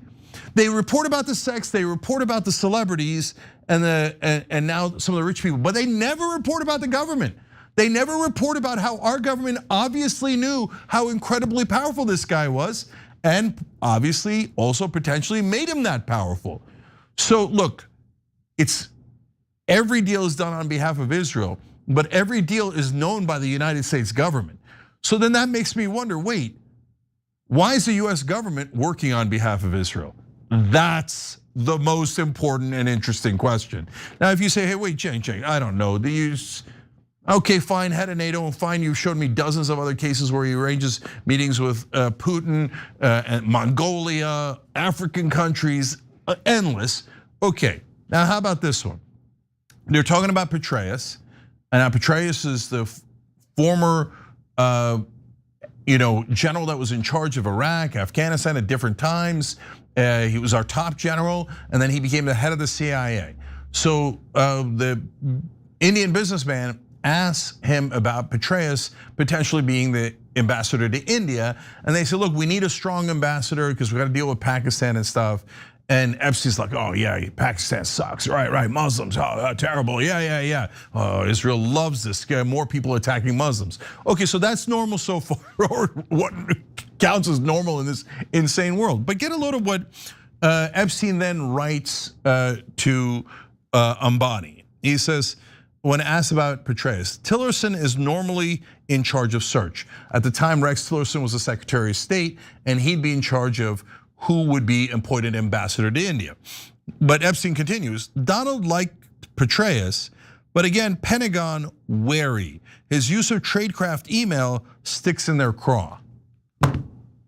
How does Jeffrey Epstein know what the Pentagon thinks about the former head of the CIA? And you're telling me he wasn't involved in our government? And our government didn't cover up for him. Now look, you're not telling me that because you're a regular person and you're not like, I've run out of adjectives to describe the people in power, right? But any normal person understands, obviously, he's helping the Israelis and the US government knows and is aiding and abetting him get access to all of these things, including what our Pentagon thinks, in order to help the Israelis. But not a single national media reporter has pieced this together. Only independent outlets like Drop Site News. ABC, CNN, New York Times, Washington Post are like, yeah, that's totally normal. Yeah, I ran into we did that story on this random pedophile in Nevada, right? Bob or whatever his name was. And Bob was always arranging meetings with the head of NATO and knew exactly what the Pentagon was thinking and was doing, procuring cyber weapons for Israel, right? Is that what you think? If you're a reporter out there and you cover politics and you haven't covered these stories like this, you're pathetic. Please retire and go into plumbing where you could actually earn an honest living. Jordan, what do you think?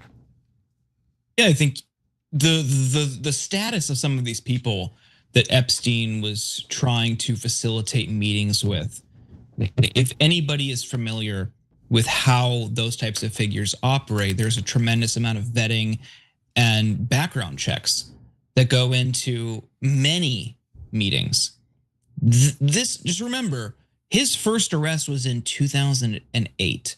They knew about this. The investigation started in 2005. We're talking about emails, correspondence, and potential meetings in 2017. So, of course, we see much more detail from reporting from Drop Site, from commentary on here, from reporting elsewhere that validates this theory. But even at a core level, they knew what was happening. They knew what he did and who he was, and they were okay with it. You could argue that simply because of his wealth or purported wealth. I don't think that's it anymore. At first, you and I talked about it, Cenk. When this first started to emerge, I was very reluctant to accept any national security or intelligence ties to Epstein. And the more we learn, the more undeniable it seems.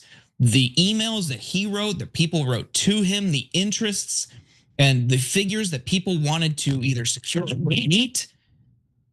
It's hard to ignore all of these details adding up.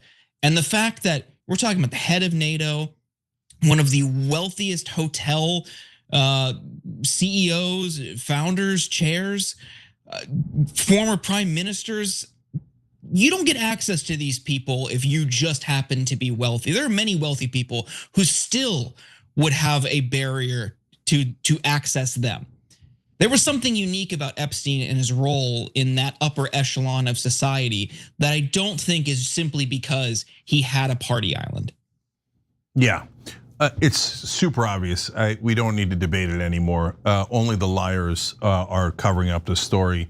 And so now what's amazing about the Epstein story is now we know how the world works. This is how they set up meetings. This is the kind of guy who runs it. And by the way, in the midst of that Petraeus talk, Epstein jokes around about, oh, your next ambassador should be a tall, blonde Swedish woman. And then the Indian billionaire responds with, ooh, can you arrange that?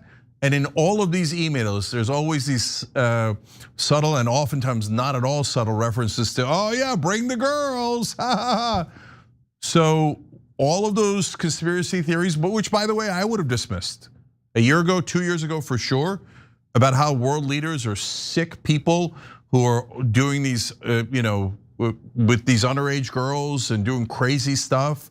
I mean, some of the things in the files are unreal.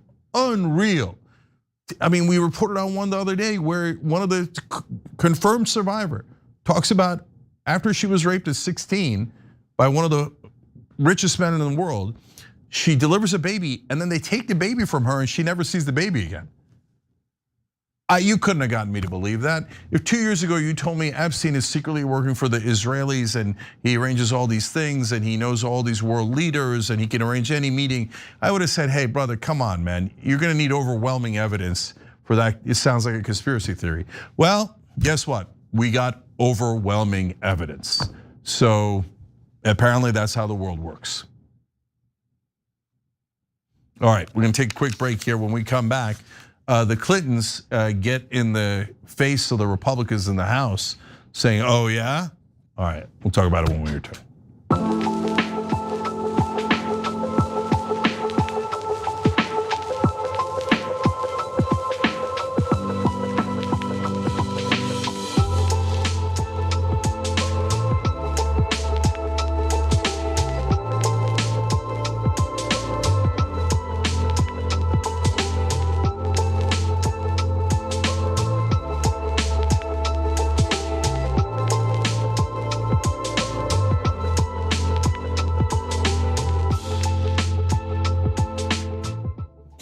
All right, back on TYTea. I knew this was gonna happen.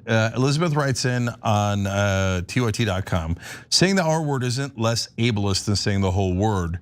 I expect better from TYTea as the empathetic news source. I knew I was gonna get one of those, and Elizabeth, I hear you. So there's an interesting intellectual debate there, but I don't think it's one you're interested in. So I'll bring it down. So I'll go with, because you look, it bothers you. So I don't want to bother you guys. So I'll try to rein that in. Thank you for writing in, I appreciate it. Velvet X here says, Cenk, the problem is 20% don't care about the bottom falling out because automation and AI replacing the workforce more than makes up for their losses from us as consumers. We are going to be disregarded, left, or dead worse, used like cattle. We need regulation ASAP. Look, I'm telling all my allies, we better get ready to help the American people when this calamity happens. But no, at the end of the day, brother, they still need consumers. And you can't have 20% of the workforce out of work and have the same kind of healthy economy we have now. I've never seen 20% unemployment that didn't lead to absolute pulverizing economic catastrophe. So I don't know that we're gonna get to 20%, although I think we are. It's definitely not gonna be overnight, but the jobs are gonna start to go as we go here. And you're seeing it already in Amazon and other places. The firings have begun. Eclectic writes in, has Cenk ever worn a baseball cap when hosting the main show? John does, Jordan does, Brett does, Mark Thompson does, why not Cenk? We must get to the bottom of this. Finally, a scandal and a controversy that requires our attention. Yeah, no, I don't do it, I don't know. Meanwhile though, in real life, I wear baseball caps all the time. I just, for whatever reason, never wear it on air. But good eye there to notice that. Don Donna Dragon said, Trump's unoriginal ass probably got 100 deals in 100 days from Epstein. Yeah, maybe. Well, they were best friends for a while. Haiku Dragon says, I keep thinking if all of this stuff is going to come out with so much detail, I shudder to think about what's behind the redactions, what else is coming, what got flushed down his golden throne. It made me think of a couple of things, guys. Number one, why did Trump take all those files from the White House to Mar-a-Lago? Was he trying to hide something in the Epstein files? Were the Epstein files in those boxes in Mar-a-Lago? That's a good question. And in terms of what else is coming, Ben Shapiro just gave an interview saying that he's very disgruntled with Donald Trump. That could mean one of two things, maybe both. One is Trump has decided not to bomb Iran, so Ben Shapiro's like, that's it, attack him, right? Or Israel didn't want these files released and Trump in his incompetence wound up releasing them, right? And so Israel might be furious with Trump now. And so I'm now seeing 2 or 3 Israel First folks today attacking Trump. And I think they're getting their talking points directly from Israel. So Israel almost always knows something we don't know. So maybe we get lucky and they don't attack Iran. I hope so. But if that's not it, they're furious about these files being released. All right.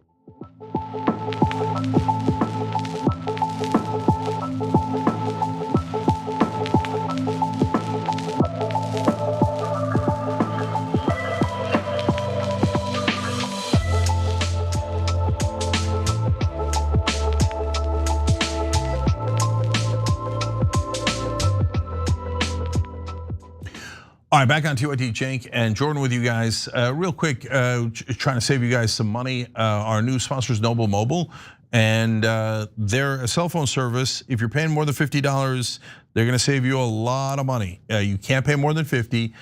First month, you get $40 off, so good time to act right now. TYTea.com/switch.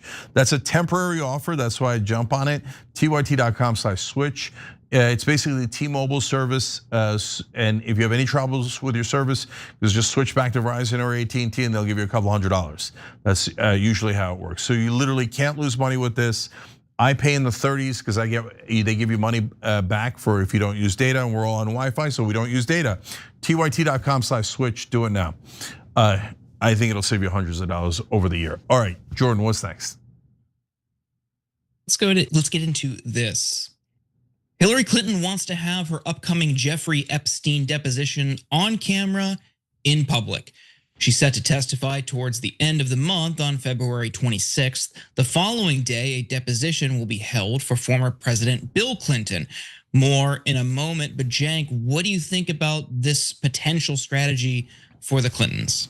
I like it. So Clintons are playing poker with Trump, and they saw that he had a weak hand, so they're doubling down.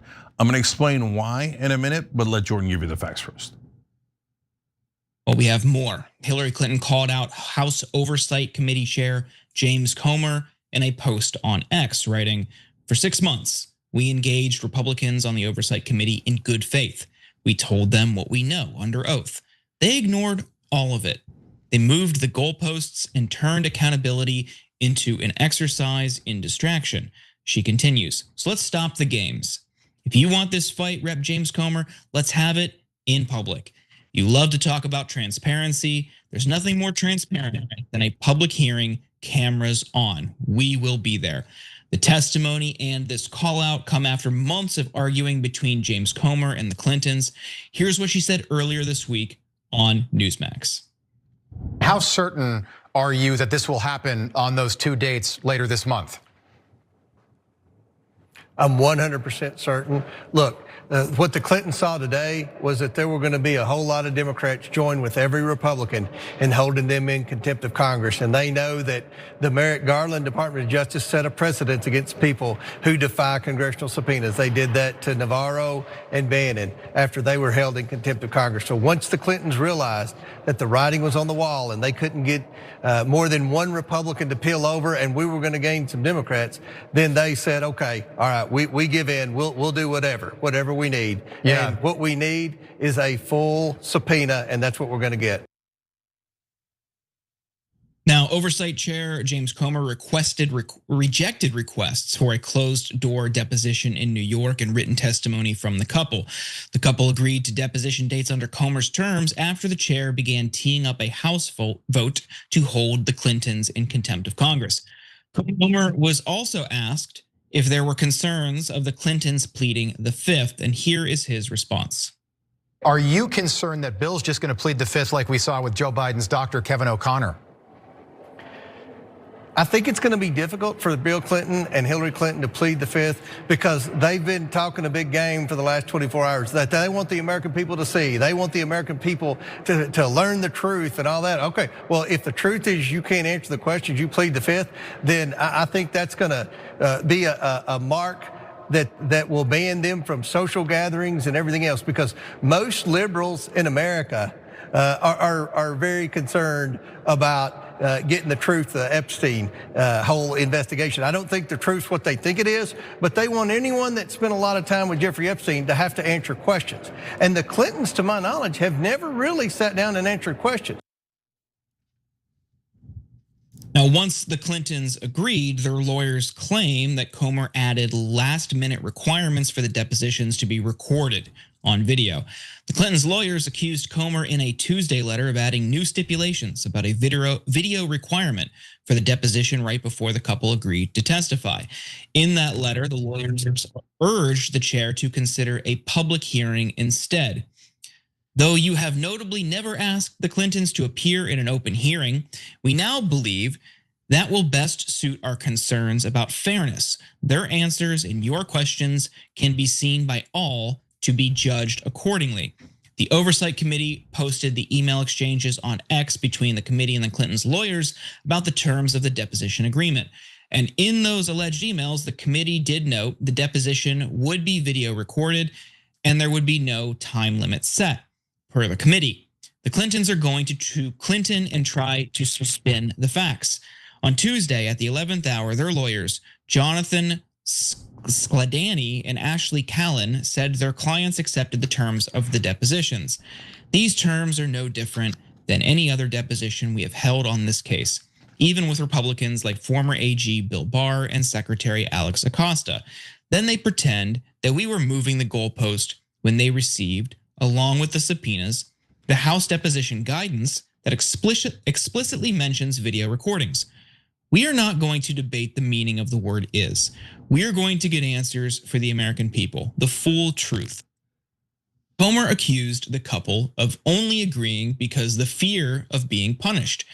But the Clintons' demand for a live hearing has no doubt put pressure on Republicans. Additionally, former Georgia Congresswoman Marjorie Taylor Greene chimed in, agreeing for transparency, saying transparency is everything and much needed right now. And there is an update to this after the story was produced. Bill Clinton took to X and added, "I will not sit idly as they use me as a prop in a closed-door kangaroo court by a Republican Party running scared. If they want answers, let's stop the games and do this the right way, in a public hearing where the American people can see for themselves what this is really about."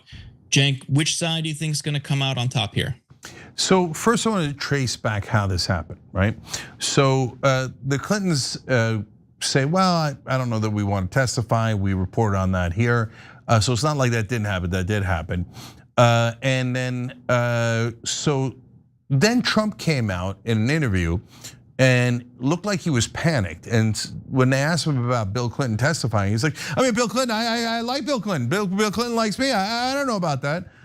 And that was strange, right? And then you realize, oh, right, if you set a precedent for a president having to testify in open public hearings at the House, well, when Trump is no longer president, they could just subpoena him and then he would have to go and testify. He don't like that. So the Clintons are like, okay, they sense weakness, so they double down. They're like, yeah, let's do it, and let's do it in public. Well played, I like it. Now, for me, that's a win-win, because I want the Clintons to testify, and I'm very curious about some of the things that are in the Epstein files. I'd love to ask Bill Clinton about it, and even Hillary Clinton about it. And then if that makes it so that Trump will have to testify later, amazing, awesome. I'm not partisan in that way. I couldn't care less. I hope we find out the secrets to both the Clintons and Trump, right? So this is working out nicely so far for the American people. Did the Republicans want to do political games and only invite the Clintons and then have it be backdoor and selectively leak? Of course, they've done that dozens of times already. It's not called the Comer, but it should be called the Comer. Maybe it will be after this. So that's a Comer 101. So I like that they're calling the bluff on it, and I'd love to have them testify. And then Jordan, you mentioned the Fifth Amendment, and look, even back when I was in law school, I was like, I know why the Fifth Amendment exists. I think there's other ways to prevent the state coercing something from you or torturing you. I've never loved it, to be honest. But so when somebody says to me, if somebody's saying the Fifth Amendment, they might be guilty. I think, well, logically, I think that's probably true, right? So, and the person who agrees with me is Donald Trump. And he said, if you're innocent, why are you taking the Fifth Amendment? So that's a quote of his from a long time ago. Now, Jordan, you want to guess if Donald Trump has ever taken the Fifth Amendment? I'm gonna say yes. Okay. Probably many times. Well, you're right. It's almost like you cover the news. Okay, but now the harder question. You want to know how many times, give me a guess on how many times Donald Trump has taken the Fifth Amendment in his life. Honestly, probably several hundred. Correct, 440 times. 440 times. He's amazing. If you take the Fifth, it means you're guilty. I take the Fifth, I take the Fifth, I take the Fifth, I take the Fifth. Okay, it's a confession of a sort. Yeah, it's either that or I think just cliche. I don't recall answer that we have seen countless times in congressional hearings. Maybe I think also an element of this is they're worried that the Clintons just go scorched earth. They do have an axe to grind. They hate this guy. He beat Hillary in 2016. They don't like him. He's been singling them out for years. He's been blaming things, has been taking shots at them for years. They might see this as an avenue for revenge. I mean, Bill Clinton knows probably a lot, maybe more than most other people who are mentioned in those files. I think Comer and House Oversight Republicans are worried about them saying something that immediately gets broadcast. I think they want that ability to contain anything that might be damaging that they can then redact. We've seen how heavily and thoroughly they've redacted these files to protect Trump. I think the Clintons want an opportunity, maybe, and that's why Comer and House Oversight Republicans don't want that to be live and public. Well, Jordan and I have had some debates about whether we should talk to and encourage Tucker Carlson, Marjorie Taylor Greene, et cetera. So I wanted to end the story with graphic number 8 here. There's one other person who agrees with Jordan and I that Hillary Clinton and Bill Clinton should testify, and that what Hillary Clinton said makes sense. Let's see who that person is. Oh, look at that, Marjorie Taylor Greene. She writes, in response to Hillary Clinton, transparency is everything and much needed right now. So anyone who wants to know more about the Epstein files, which includes Marjorie Taylor Greene and us, are very happy with this development. We would have taken the Clintons testifying to begin with, even better that it's in public, and even better if it also forces Trump to testify. Yeah, I personally, I don't care which party you're part of. If you're in there should be accountability for you. If you were involved in any way, there should be accountability. You should be forced to testify. You should have the book thrown at you if you were involved in a meaningful way. The only party that's protecting their own is the Republican Party. So I think it's a very clear difference in how people on both sides of the political spectrum are reacting to these stories. Yep. All right, guys, we're gonna take a break and we'll be right back.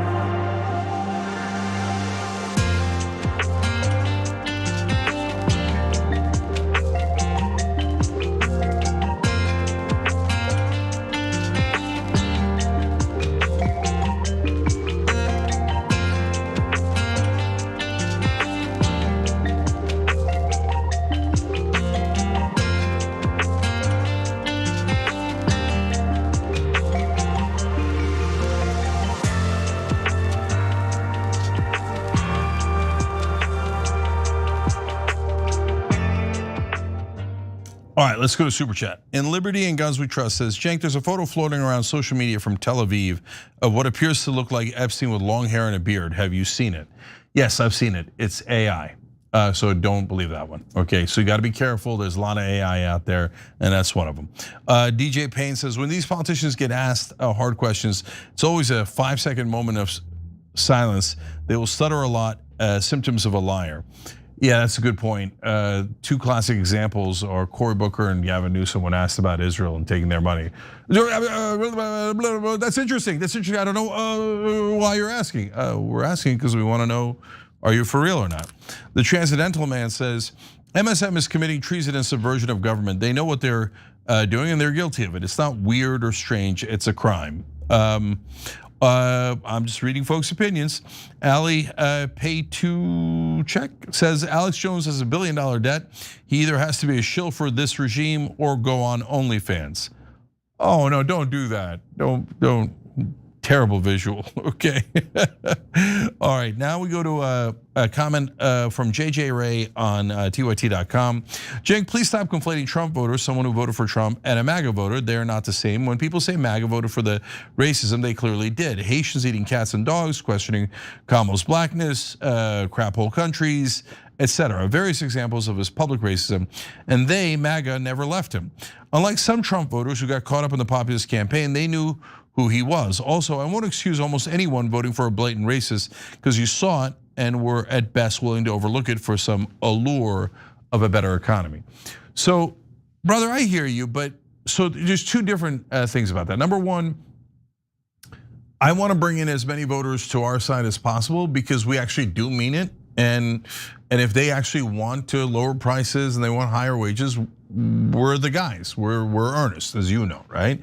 So, like saying all MAGA voters are racist is also slightly inaccurate based on the polling, but it's not a great way to welcome people in. And if you say, I don't want to welcome in them, I hate them, I don't want their votes, we've been over that, right?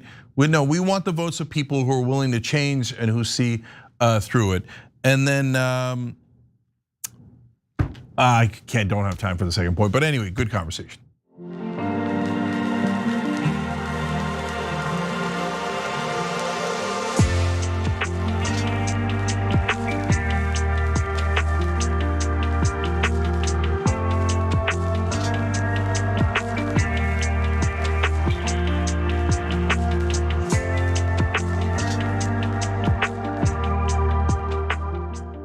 All right, back on TYT. Cenk, Jordan.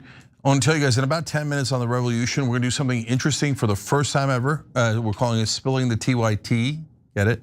We're gonna have 3 Rebellion PAC candidates on. Cara runs Rebellion PAC with me, and she's the community director here. So Richard Ojeda, Randy Bryce, and Saikat Chakrabart, all populist left, running in elections in this cycle. We're gonna have fun. We're gonna ask them personal questions. And throw in a couple of political questions. So it's kind of like get to meet the candidates. I think you guys will really enjoy it, so stick around. All right, Jordan, what's next? Take a look at this. I mean, I've sat here for the past 2 years, and probably interviewed about half of the current administration. I've interviewed a ton of politicians. And nothing they say they're going to do happens. For example, no new wars. Here we are, 1 year in. Venezuela, Ukraine, Iran, Gaza. Like, the is this? Podcaster Sean Ryan is asking the right kind of questions, but forgot a country, Cuba, which seems like the next country Trump is trying to trigger regime change in. Cenk, your 2 thoughts before we get into this. Yeah, look, I love these podcasters turning. It's not like the old days. The billion-dollar corporations that ran the media like Fox News have a lot of ties to the government. These guys are all independent, and if they don't like the wars, they could turn in any second. And here comes Sean Ryan turning, right? Love it. The Cuban War is mental. Let Jordan tell you about it. Yeah. My dad is a massive Sean Ryan fan. I get my updates on his show through him, and it seems like there is a shift happening there as well, which is really fascinating to track. But we reported a few weeks ago, the Trump administration had begun toying with the idea of pushing regime change in Cuba by the end of the year. Trump and his inner circle, many members of which have Florida ties, see toppling Cuba's communist regime as the defining test of his national security strategy to remake the hemisphere, according to officials. Trump believes that ending the Castro era would cement his legacy and do what former President JFK failed to do in the 1960s, said a US official who worked on the issue during Trump's first term. In that Wall Street Journal report, they stated US officials were working with Cuban exiles and civic groups to identify someone in the Cuban government who would make a deal with the US. But in the meantime, the administration seemingly was looking to strangle the supply of subsidized oil that Venezuela has provided to Cuba for decades, with Politico reporting previously that Trump was considering a naval blockade to totally stop Cuban oil imports. Since our initial reporting, Mexico has also announced a pause in oil shipments to Cuba, seemingly in response to pressure from the Trump administration. And the Trump administration has threatened tariffs on goods from countries that sell oil to Cuba. That the order, which ratchets up Trump's pressure to topple the communist government, declares a national emergency and establishes a process for the US Secretaries of State and Commerce to assess tariffs against countries that sell or otherwise provide oil to the island nation.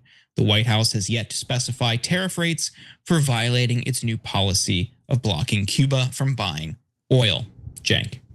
Yeah, so we've done tariffs against Cuba. Now we're spreading it to countries that do business with Cuba, et cetera. So I understand that. But the reporting is basically bottom line, Trump is considering literally attacking Cuba, like an invasion by the end of the year.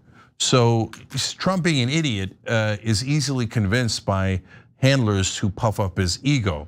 So this is how among the reasons why George W. Bush went into Iraq, is Dick Cheney kept saying, oh, your daddy couldn't do it.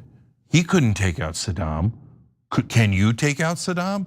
And for simpletons like Bush and Trump, that's very persuasive. So they're like, Kennedy couldn't take out Cuba. Imagine if you were better than Kennedy. So, and those folks have a real agenda, right? And Trump's like, oh, I'm gonna be the king of the Western Hemisphere. That's what Stephen Miller told me. So I'm gonna attack Venezuela. Now we're attacking Cuba. We might attack Greenland. This is mental.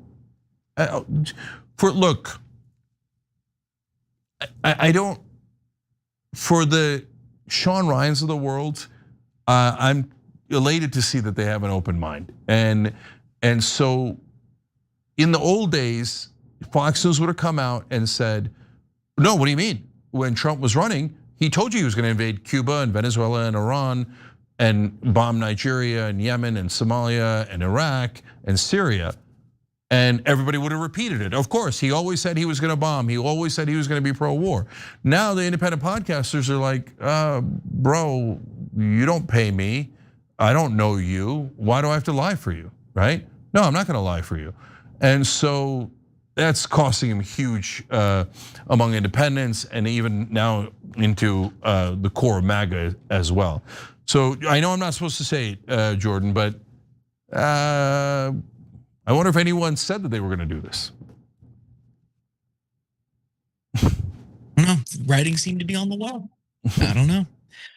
Let's get into our last story, starting with this. What's happened to the NFL? They chose Dust Bunny or Bad Bunny for the halftime? The NFL thinks this is the Bunny Bowl? Join me in changing the channel during halftime to Turning Point's All-America halftime show for some great American entertainment during America's game. It is the greatest weekend of the year. It's Super Bowl weekend and everyone's got their thing, the game, the food, the commercials. And that commercial we just showed you was from a Republican running for governor of Michigan, encouraging people to boycott the Super Bowl's halftime show featuring Bad Bunny and instead watch the Turning Point All-American halftime show starring Kid Rock. But how did we get here? Since the announcement that Bad Bunny would be the Super Bowl's headlining act, conservatives have criticized the choice by pointing to his previous comments on President Donald Trump. At last Sunday's Grammy Awards, Bad Bunny also spoke out against ICE's immigration enforcement in the US. As many have pointed out, Bad Bunny isn't the first Super Bowl headliner to criticize Trump, but he is the first Super Bowl headliner to perform entirely in Spanish. And that is why they are upset and they think it's downright hateful. Take a look. This is about when, as an artist, you lead with hate. And that is what Bad Bunny has done from day one. When he says, I'm not going to speak your language, you have 4 months to learn it. Are you kidding me? It would never be acceptable in their country. Yeah. So that's the disturbing, not that he's from Puerto Rico, that he says he hates us, doesn't want to take our money, but now he's doing it. Now, one of the other reactions that we think was worth noting came from Nepo baby evangelist Franklin Graham, who posted on X, like most Americans, I've enjoyed watching the Super Bowl, but the halftime shows began pushing moral boundaries and have become more and more sexualized. And this year they're having Bad Bunny perform. The leadership is pushing the sexualized agenda, and he goes on to promote the Turning Point halftime show. And you know what? That's a great point, Franklin. We certainly don't want to push a sexualized agenda, and who better to fight back against that agenda than the guy who put this in a song for the children's movie Osmosis Jones. Young ladies, I like them underage, see? Some say that's statutory, but I say it's mandatory. That's your guy, conservatives. Congratulations, enjoy. Cenk. Well, I guess there's one person upset about the Epstein files being released. Didn't have it being Kid Rock on my bingo card, but okay. Wow, he wrote in a lyric that underage girls should be mandatory. And he mentioned statutory, like it's statutory rape, but he still wants it. Now that's pro-America. Wait, that doesn't sound like pro-America, does it? Meanwhile, though, Bad Bunny did have something very un-American. He speaks Spanish. How hateful. Is it hateful to speak a second language? Really? How about people who speak English as a second language? Is that also hateful? And if you notice, Steel Sage or whatever her name is said, that's what they do in their country. Puerto Rico is in America. Ignorance is boundless for some of these folks. So, and Jordan, I mean, this is a tiny part of it, but I'm also amused by like both sides pretending to be badass in the Super Bowl and all this, and it's Bad Bunny versus Kid Rock. Bunny versus Kid. It's a badass competition, is it? Oh my! I mean, yeah. All they're doing is making me a Bad Bunny fan. Like after his comment at the Grammys last week, I went and listened to some of his music. It's catchy. It's been in my wife's like bounce around her head all week. I heard her humming it in the kitchen the other day. Like, it's really good. I think people are going to enjoy it, and I think it's great. But you have to see the NFL as a business. All they're doing is trying to expand their market share. So what better than the guy who has been the most streamed artist in the world for years? Of course it makes sense for him to be the halftime performer. Who cares that he speaks Spanish? They're just so blinded by their own bigotry. Wait till they find out that ABBA didn't speak English as their first language. They're like, what? They had our favorite song, Money, Money, Money. Oh, how sweet it is. Okay, last fun comment. As I was telling it, you saw me go, oh, wait. That was me realizing why Kid Rock named himself Kid Rock. I didn't know he was a pedo. So Kid Rock, I don't know if he wants to, what he's saying there. By the way, I'll note the other guy who's a huge right-wing celebrity singer is Ted Nugent. And what does he sing about? He also sings about going and having sex with an underage girl next door. Okay, but guys, we're not holding that against everyone who's ever listened to Kid Rock or to Ted Nugent. You see how easy that is? So when you see Bad Bunny, you don't have to be like, oh, Bad Bunny, I want to kill somebody.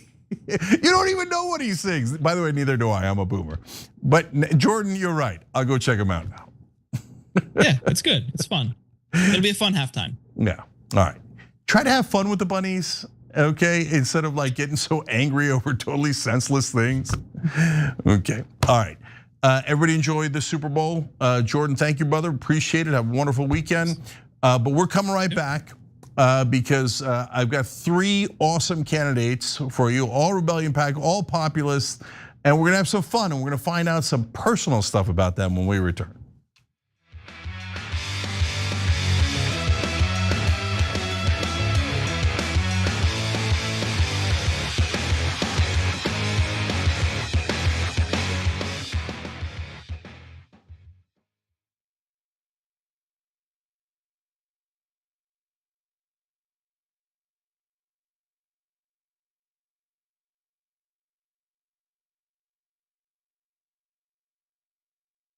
At TYTea, our mission is to boldly pursue truth, challenge the establishment, and drive positive change. At a time when corporate capture of our media, our government, and our politics is nearly absolute, everyday working people need a champion to fight for them and to push back against the powerful interests that threaten our democracy itself. At TYTea, we're proudly progressive and call out corruption and duplicity wherever we see it, from Republicans, Democrats, or anyone else. And unlike mainstream news media outlets, we're not beholden to corporate advertisers, to defense contractors, to Wall Street, or to Big Pharma. We only have to answer to our audience, and for nearly 2 decades, we've accomplished that by delivering honest, timely, and insightful perspectives on the day's news without fear or favor or concern for whose toes we might step on or which powerful elites we might offend. And while we're super serious about the news, we also manage to do it in a way that is fun and lighthearted. We can do this together and serve our audience, and yes, have fun doing it.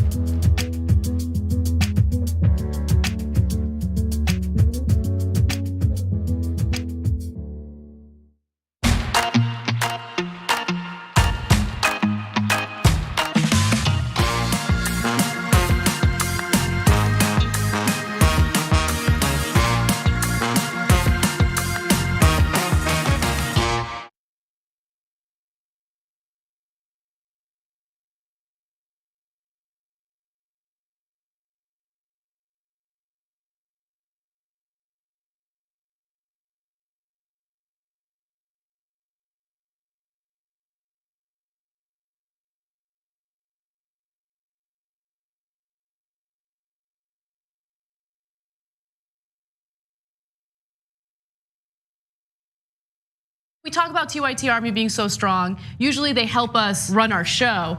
Now they're gonna help us run the country. Like this. It's time that we reclaim democracy for the people. We had a huge victory for Wolfpack. When Lincoln said this was a country by, of, and for, he said of the people, not of corporations. Our representatives don't represent us. Whoa, democracy! United! We are! We are! Too strong! There's thousands of volunteers, and you could be among them. When you get the power back, oh, that feels good. This is just the beginning. Knock, knock. We're coming for them! Wolf-pack.com.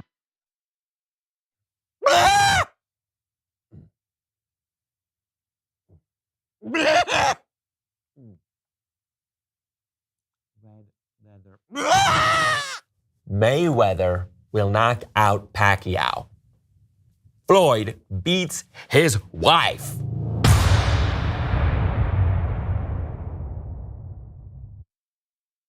Okay, I get it. You're progressive. You're looking for other progressive voices. Why? Because you want real progress to happen. You're tired of the why, regular stuff. You should be checking out the Young Turks. Why? Because who else is going to have Killer Mike talking about politics and social issues in his new TV show, Trigger Warning? My dad wrote the story of his life. It's called Original Young Turk. It's a book on shoptytea.com. Part of the story is how I became progressive. Now, he doesn't write about that per se, but in his life story, you see, oh my God, when a community helps one another, when the government also chips in and gives you free education, anything is possible. He went from an incredibly poor olive farmer to living the American dream.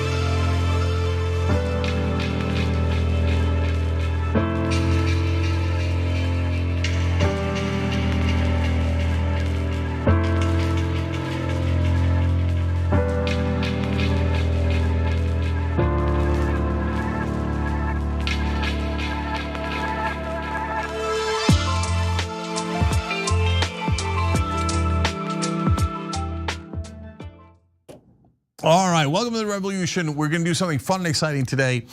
Something we haven't done before. We're going to spill the TYT. We're going to ask some fun personal questions, sneak in a couple of political ones to 3 candidates. They're all Rebellion PAC candidates, which means they're all corporate PAC free. They're Israel free. And they are populist left. So joining me to do that is our political community director and someone also helping to run Rebellion PAC, Eastman. And Kara and I are going to talk to 3 candidates. Saikat Chakrabart from California 11. He already knocked out Nancy Pelosi in that race, not a big deal. Randy Bryce from Wisconsin 1 and Richard Ojeda from North Carolina 9. So let's meet our contestants. Well, it's not a contest, but still, all right. Well, it is a contest in that you guys are running for office. So good to see you all. Good to see you as well. Good to see you, Cenk. All right, all right. I love it. If you guys didn't catch it, Richard said airborne. I love that. He is a veteran. All right, well, we're gonna find out more about them through this process. Kara, why don't you get us started? All right, so we've got some questions for each of you, and we'll start with Randy. If you had to pick one meal to eat every day for the rest of your life, what would it be? There's this chicken curry at a Pakistani shop that's not too far. It's like in downtown Racine. That's pretty close by. Just nice and spicy. And the man that makes it, that owns a restaurant, he had some issues with people, racism, because he was Pakistani. So we started, increasing his business, going out of our way to go there. And if I hadn't done that, I never would have found that chicken curry dish. All right, look at that. Being a good guy pays off. Okay. It did. Right, how about Saikat? Same question. Oof, it is a tough one. I live in San Francisco. We got a lot of good food here, but there's a spot down the street called Be It Rima. It's actually a Palestinian-owned place. I go there for lunch probably 2 or 3 times a week, and they have a chicken dish. It's called chicken murakash. I want to say it's like supposedly it's like the national dish in Palestine, but it is delicious. And the guy who runs the place is a guy named Samir. I think he got all the recipes from his mom, and it used to be a burger place that his dad ran, and his dad would never cook the Arab food or the Palestinian food because he thought there'd be no market for it. But after they switched over to a Palestinian restaurant, it's blown up. It's like amazing over there. So I love the place. I wouldn't say blown up, but I hear you. I know. As I was saying that, shit, slipped out. We can joke. We can joke. It's all among friends. And I like how the first 2 were like a Pakistani and Palestinian. All right, Ojeda, what are you picking for your food? Whatever my wife cooks today. That's how we roll. But I will tell you, my wife absolutely, when she makes steak, I love it. I think it's the best. She puts mushrooms and stuff on it, and it tastes phenomenal. So I'm going to go ahead and give my wife the shout out on that one. No, that's a smart man right there. All right, I'm going to ask my favorite question now, and I'll start with Saikat on this one and go the other way. So Saikat, sport that you played in high school, or band, or any extracurricular activity? I played basketball. I wasn't good at it, but I didn't play part of the school, but I played basketball all the time. I unfortunately went to a high school that was really good at basketball, and they won state my senior year. So the extracurricular I did, because I was a freaking nerd, I did math competitions. I did programming contests and math contests in high school. That's actually what I was good at. No, of course you did. Okay, Ojeda, how about you? Okay, so I used to get into a lot of trouble because I used to fist fight all the time. And then one day, this guy walked out there because I was getting ready to get into a fist fight in middle school. And he says, if you want to act tough, why don't you come wrestle? And I went ahead and called his bluff, and I went, and I had an absolute great time. It was like, this is like legalized fighting where you can, don't get in trouble. But I loved it. I ended up wrestling for 5 years. I actually wrestled a year in Germany. I think it's a great sport. I think it teaches you a lot about, there's all kinds of sports where you can blame somebody because they didn't throw a ball or catch a ball. But when it comes to things like wrestling and boxing, if you don't win, then you gotta train harder and try to win the next time. Yeah, so it's funny because Saikat and I started Just Democrats together, but I'm probably most similar to Richard. I also wrestled. I also got into a lot of fights. And I remember thinking when I started playing football and I was middle linebacker, I was like, so this is legal. This is okay. I could just take this guy's head off and people are gonna applaud that. Okay, this is my kind of sport. All right, how about you, Randy? I played baseball, basketball, football. I was on the chess club. I was in the band and orchestra and jazz ensemble. We had probably one of the best jazz ensembles in the state in 1983. And there was one time I even was playing football. And at halftime, I ran up and sat with the band and played my trombone. So I was like, I got into a lot of stuff. That's amazing. Okay, so Randy's a combination of Richard and Saikat, which, by the way, again, I'm right there with you. I went to constitutional competitions in high school and Model Congress and Model UN, but also played football and wrestled. So, you know what that is? America. Yeah. All right, Kara, back to you. All right. This is a pretty hard-hitting question. Actually, Cenk, we're gonna start with you. What's your morning routine? Oh boy, I didn't know I was gonna get thrown in here. Okay, my morning routine is get up, work. Okay, but first, no, seriously. First, I gotta take my daughter to school or to the bus stop, then my son, and then make myself a pot of coffee, get in and start tweeting. Got to read for the show, got to answer emails for business. So a lot to do. All right, Richard, what's your morning routine? So I do a show every night called Ojeda Live. So what happens when I first wake up, I look on my phone to see what Donald Trump has done for the day. And then I come down to my office and then I basically just start writing things down about what I want to discuss when I go live later on in the day. So that's pretty much, unless I have now, campaign events and things like that. But for the most part, when I have the time, this is what I do. I just immediately jump on my phone and then come down to my computer and start reading articles and researching. All right. Randy, what about you? Well, I open my eyes, and as soon as my dog notices that I open my eyes, she jumps up on top of me and starts licking me. So that tells me I have to get up, feed her, and I usually have some tea and a bagel before going out about doing whatever I'm going to do, whether it's a campaign event or something going on. All right. All right. So, yep. Sorry. Oh no, we got to find out Saikat's morning. Yeah. It's a little similar to yours, Cenk, but except the mental health. I'm worried about Cenk and Richard's mental health here. You just start off with Twitter and Trump quotes, but I wake up. I try to make breakfast. Try to have breakfast with my daughter if I don't have an early campaign thing, and have coffee. And if I don't have anything like right at the morning, I'll try to drop my daughter off at school. I bike her down school. It's one of my favorite parts of the day. Yeah, God, when I used to take my daughter to preschool and we hold hands and walk the whole way, doesn't get any better than that. All right, this one's a quick and easy one. Randy already answered it, but I'll start with Randy just in case he's got more. Do you have pets, and what kind of pets? I have a black, she's a plot hound, and from the South, she's a rescue pup, and that's the only one. Her name's Rosie the Riveter, and let's see, she just turned 3. Okay, that's perfect because Randy's also known as Iron Stash. He's an iron worker. So Rosie the Riveter. I mean, it doesn't get any better than that, right? And Randy, is there anything you haven't rescued yet? Oh, right, Wisconsin won, but that's going to happen soon. Right. All right. How about you, Richard? So I had an English bulldog by the name of Bud Charles II for 16 years, and I'm going to be honest with you. When we lost him, it broke us. I mean, my wife was the most amazing when it come to that dog.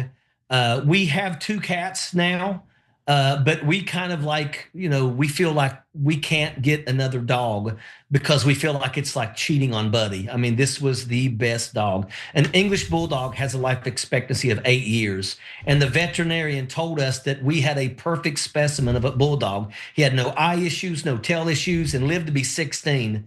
And it was really, really hard to say goodbye. All right, shortcut. Don't want to kill the mood. Sorry. It's okay. It's a real answer. Yeah, it's a beautiful day.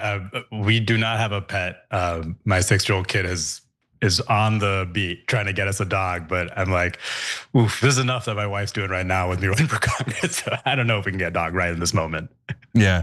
So Kara, we had a guest appearance by one of your pets. Who was that?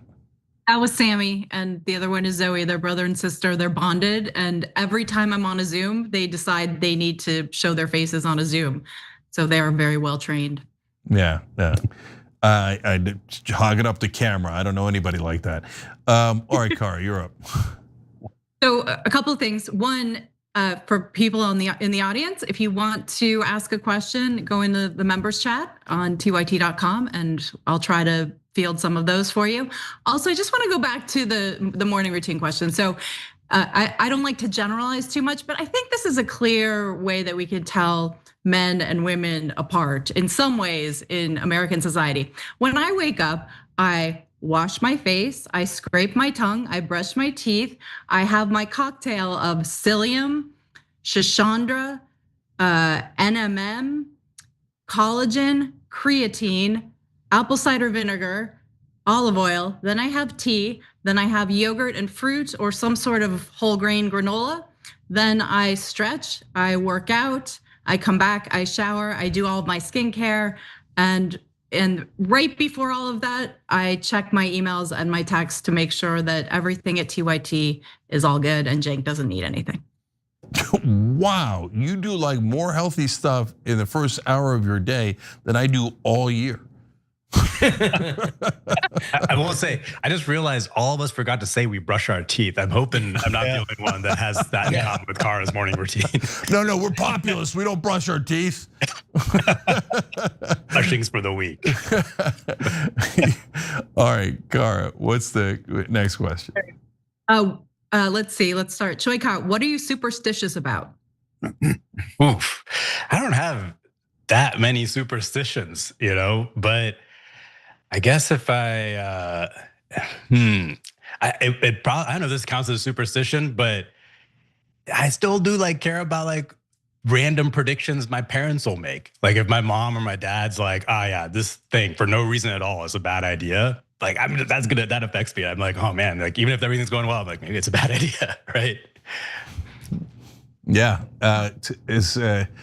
as an immigrant, I know about parents' friends influencing things. So yeah, it could be completely illogical. So I consider that a superstition, kind of. Yeah, my mom hasn't given me a compliment yet because of the evil eye, but I'm working on it. Okay, all right, Randy, how about you? I'm really not superstitious at all. I can't think of, nothing comes to mind. I mean, it's not like I don't believe in ghosts, or I believe in karma. You do good things and good things happen to you. It's basically how I operate. All right. Richard? Well, honestly, I really don't. I don't have any superstitions. I don't follow anything like that. So, I just take the day as it comes. Wow. Okay, since we went over there, then I'm forced to ask Cara, do you have any? Yeah, I think I'm a little bit superstitious about, no, I'm not superstitious about anything. Interesting. I really wanted to, but I just don't. I used to be a bit of a numerologist. Like I'd look for my favorite number, then it was gonna be a good day. If I saw it on a license plate or something. Now, believe it or not, now I have to say that there is a special number that whenever I see it, I automatically salute it and I say, all the way, Sean.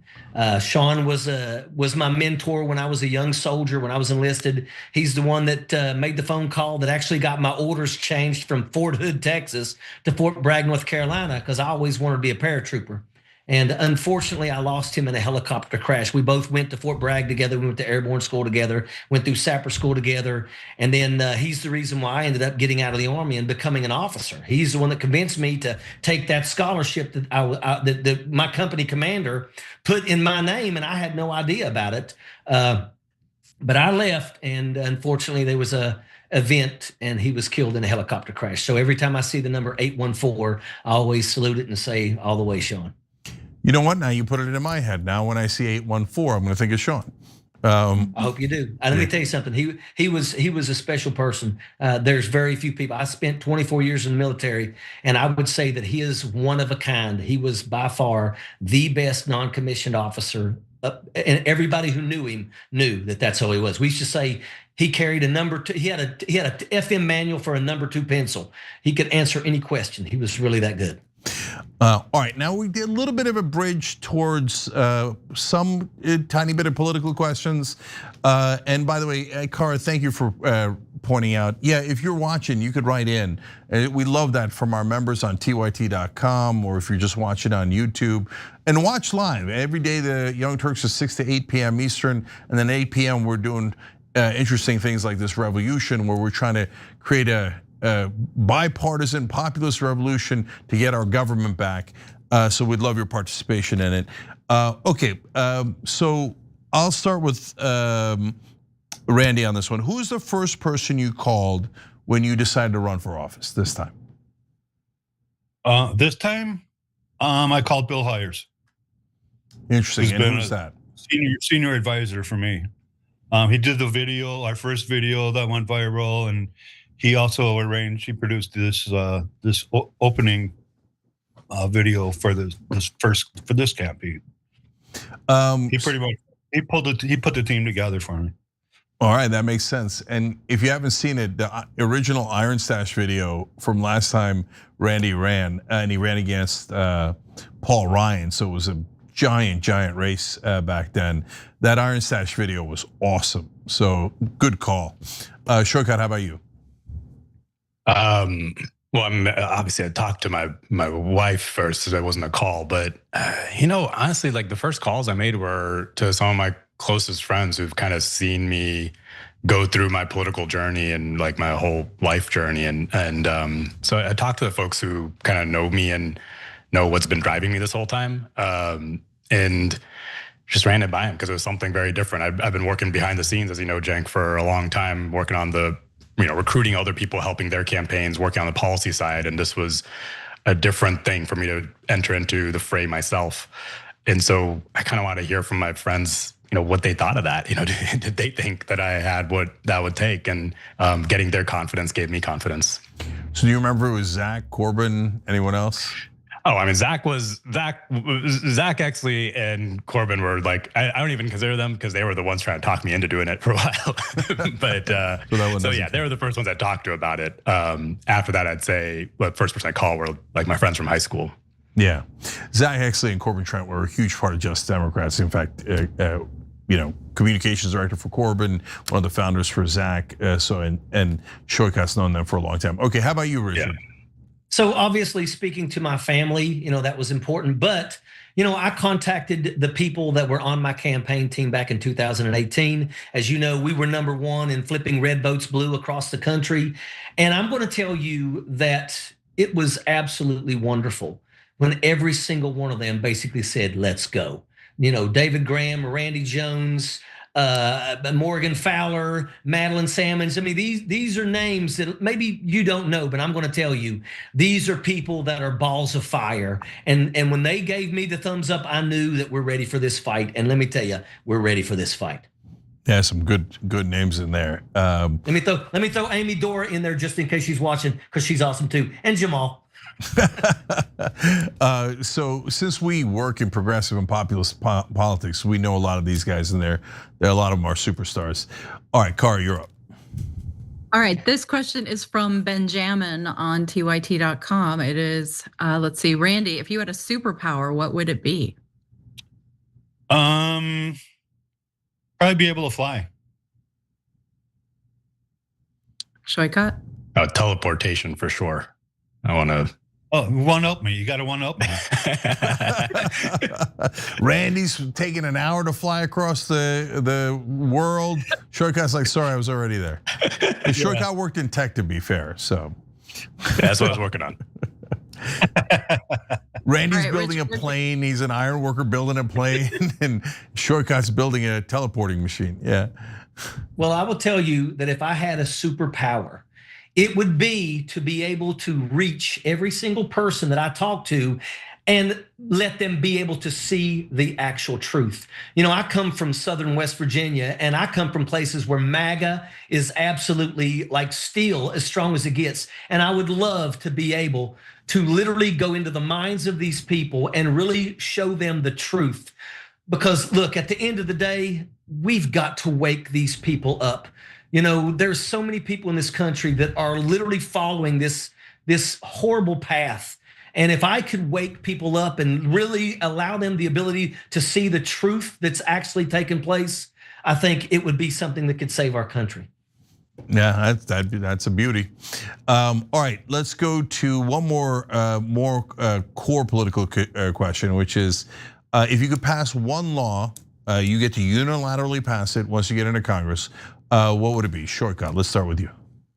Medicare for all. Okay, super clear answer, Richard. Yeah.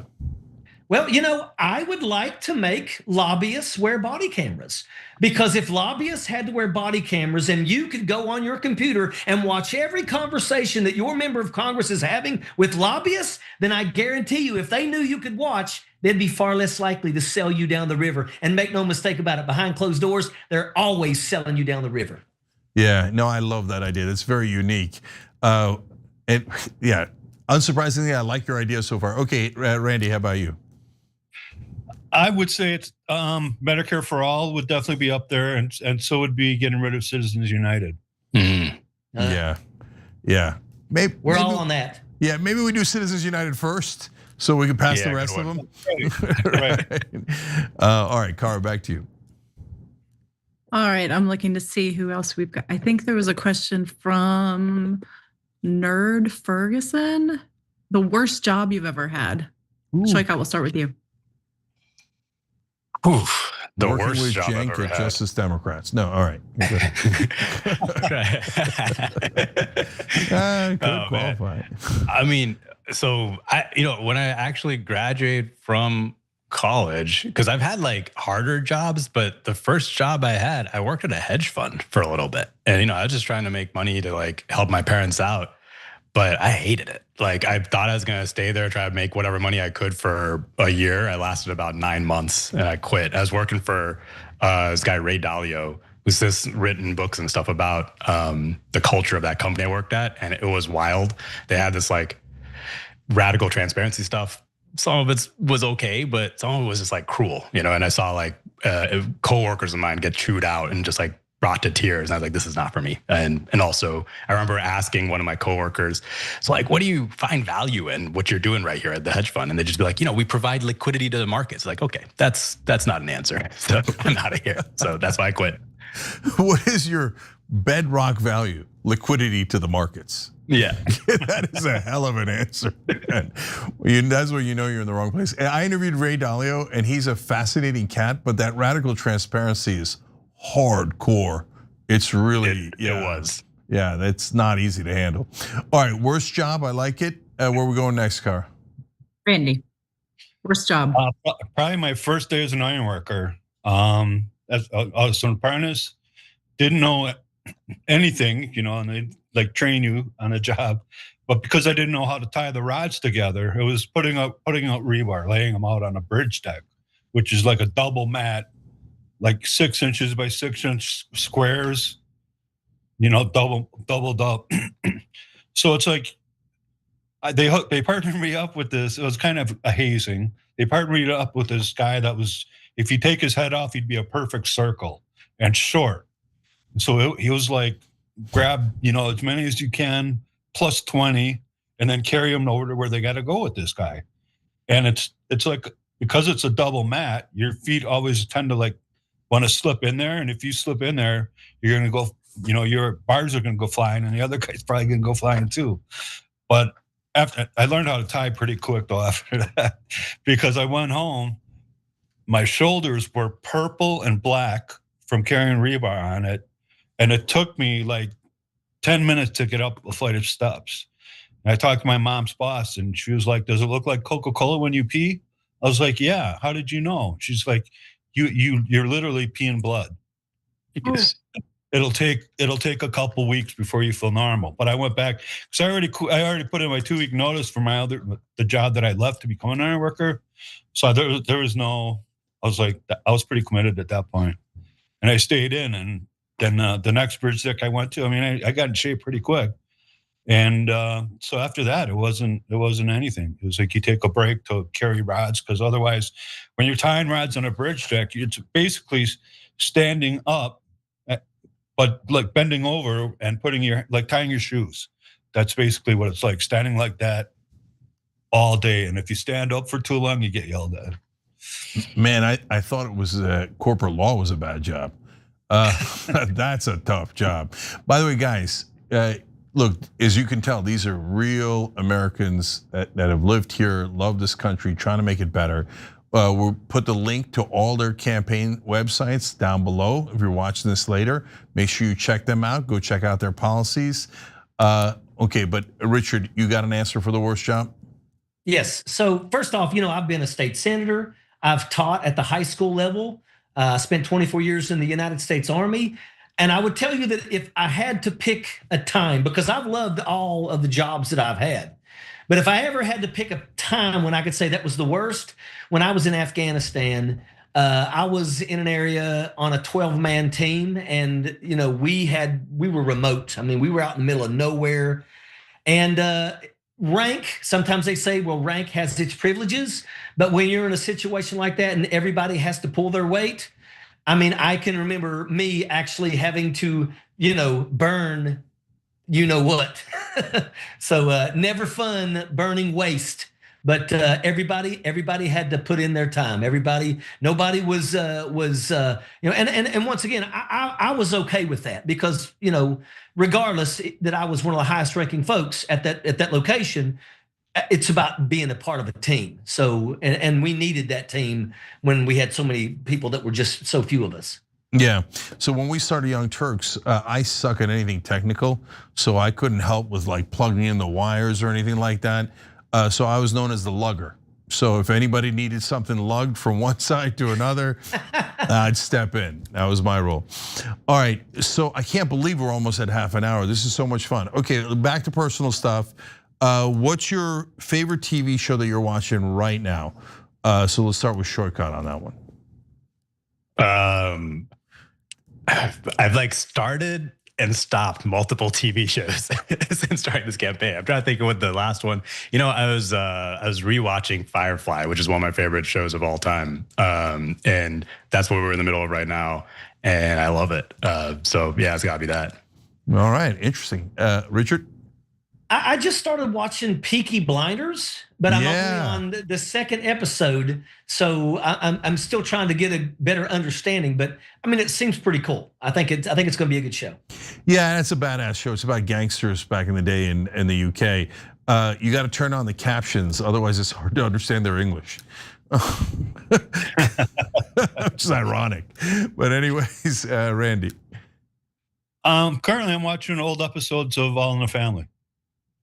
Oh wow! Okay, well, shout out to Rob Reiner. Yeah, it's just, and that's part of the reason. Yeah. But it's, it's something how Archie Bunker was portrayed, and how opposite it was from his real person. Okay, I'm now going to tell you guys the most depressing personal fact out of this whole thing. When Archie Bunker was on the air, the guy who played Archie Bunker was younger than I am today. Yeah. Ouch. Okay. I know, isn't that crazy? That's a fact. Wow. That's a fact. Yeah. It was like he was in his 40s. Yeah, and then even by the end, he still was younger than I am today. You're looking better, Cenk. It's all right. Yeah. Oh yeah. That's I look so good. Okay. Anyway, maybe that'll be my last question to you guys. But we're almost out of time, so let's do a couple more. Cara, what do you got? Well, wait, Cenk, what are you watching? Oh, me. So I loved Severance on Apple, and so then I started Pluribus on Apple, which is like the same guy, Vince Gilligan, who did Breaking Bad and Better Call Saul. And so it's trippy, it's fun. Both of those shows are really trippy, gets you thinking. I like shows that make you think. But Vince, hurry up a little bit. Like he takes too long in every scene. I love you, brother, but let's go. We got places to go. Anyways, yes, go ahead, Carl. All right. Let's see, Richard, if you could replace one government form with a single button, which form would it be? A government form? Mm-hmm.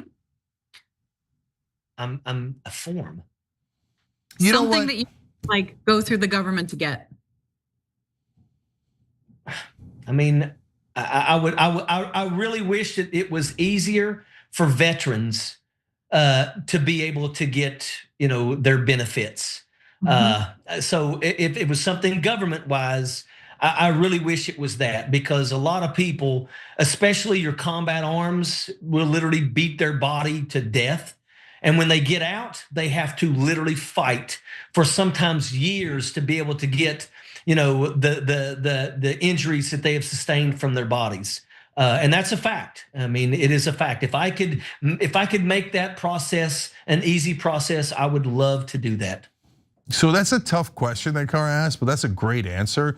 And I'll back up what Richard's saying, because when I ran for office, every veteran I ran into said the same exact thing. Like, it's got to be way easier than this. This is crazy. It's got to get better. It's got to be better. All right. Yep. All right, Saikat. Yeah, I mean, I got two answers to this. One is, I think you're right about with veterans benefits, but like any attempt to get healthcare benefits in our system, like trying to get Medicaid benefits, trying to get Medicare benefits, like trying to file any like insurance claims, it all sucks. But I'm gonna say, your taxes, because you could replace that with a button. It's absolutely wild. Like the IRS has all the information to just file your taxes for you. And this is one of the things where we actually tried to make it legal, because currently it's illegal for the IRS to file your taxes for you. There's a law inside the appropriations bill that prevents the IRS from doing it. And guess why that law is there? Is because Intuit, the makers of TurboTax, pay tons and tons of money in campaign contributions to keep that illegal. And it's like we tried to fight against that when I was in there as AOC's chief of staff. And it wasn't the Republicans, it was like the Democrats who came after us and refused to change that law. Biden finally actually repealed it for a bit, and Trump put it back in because, I'm sure the CEO of Intuit probably paid a bunch of money into his inauguration fund or something.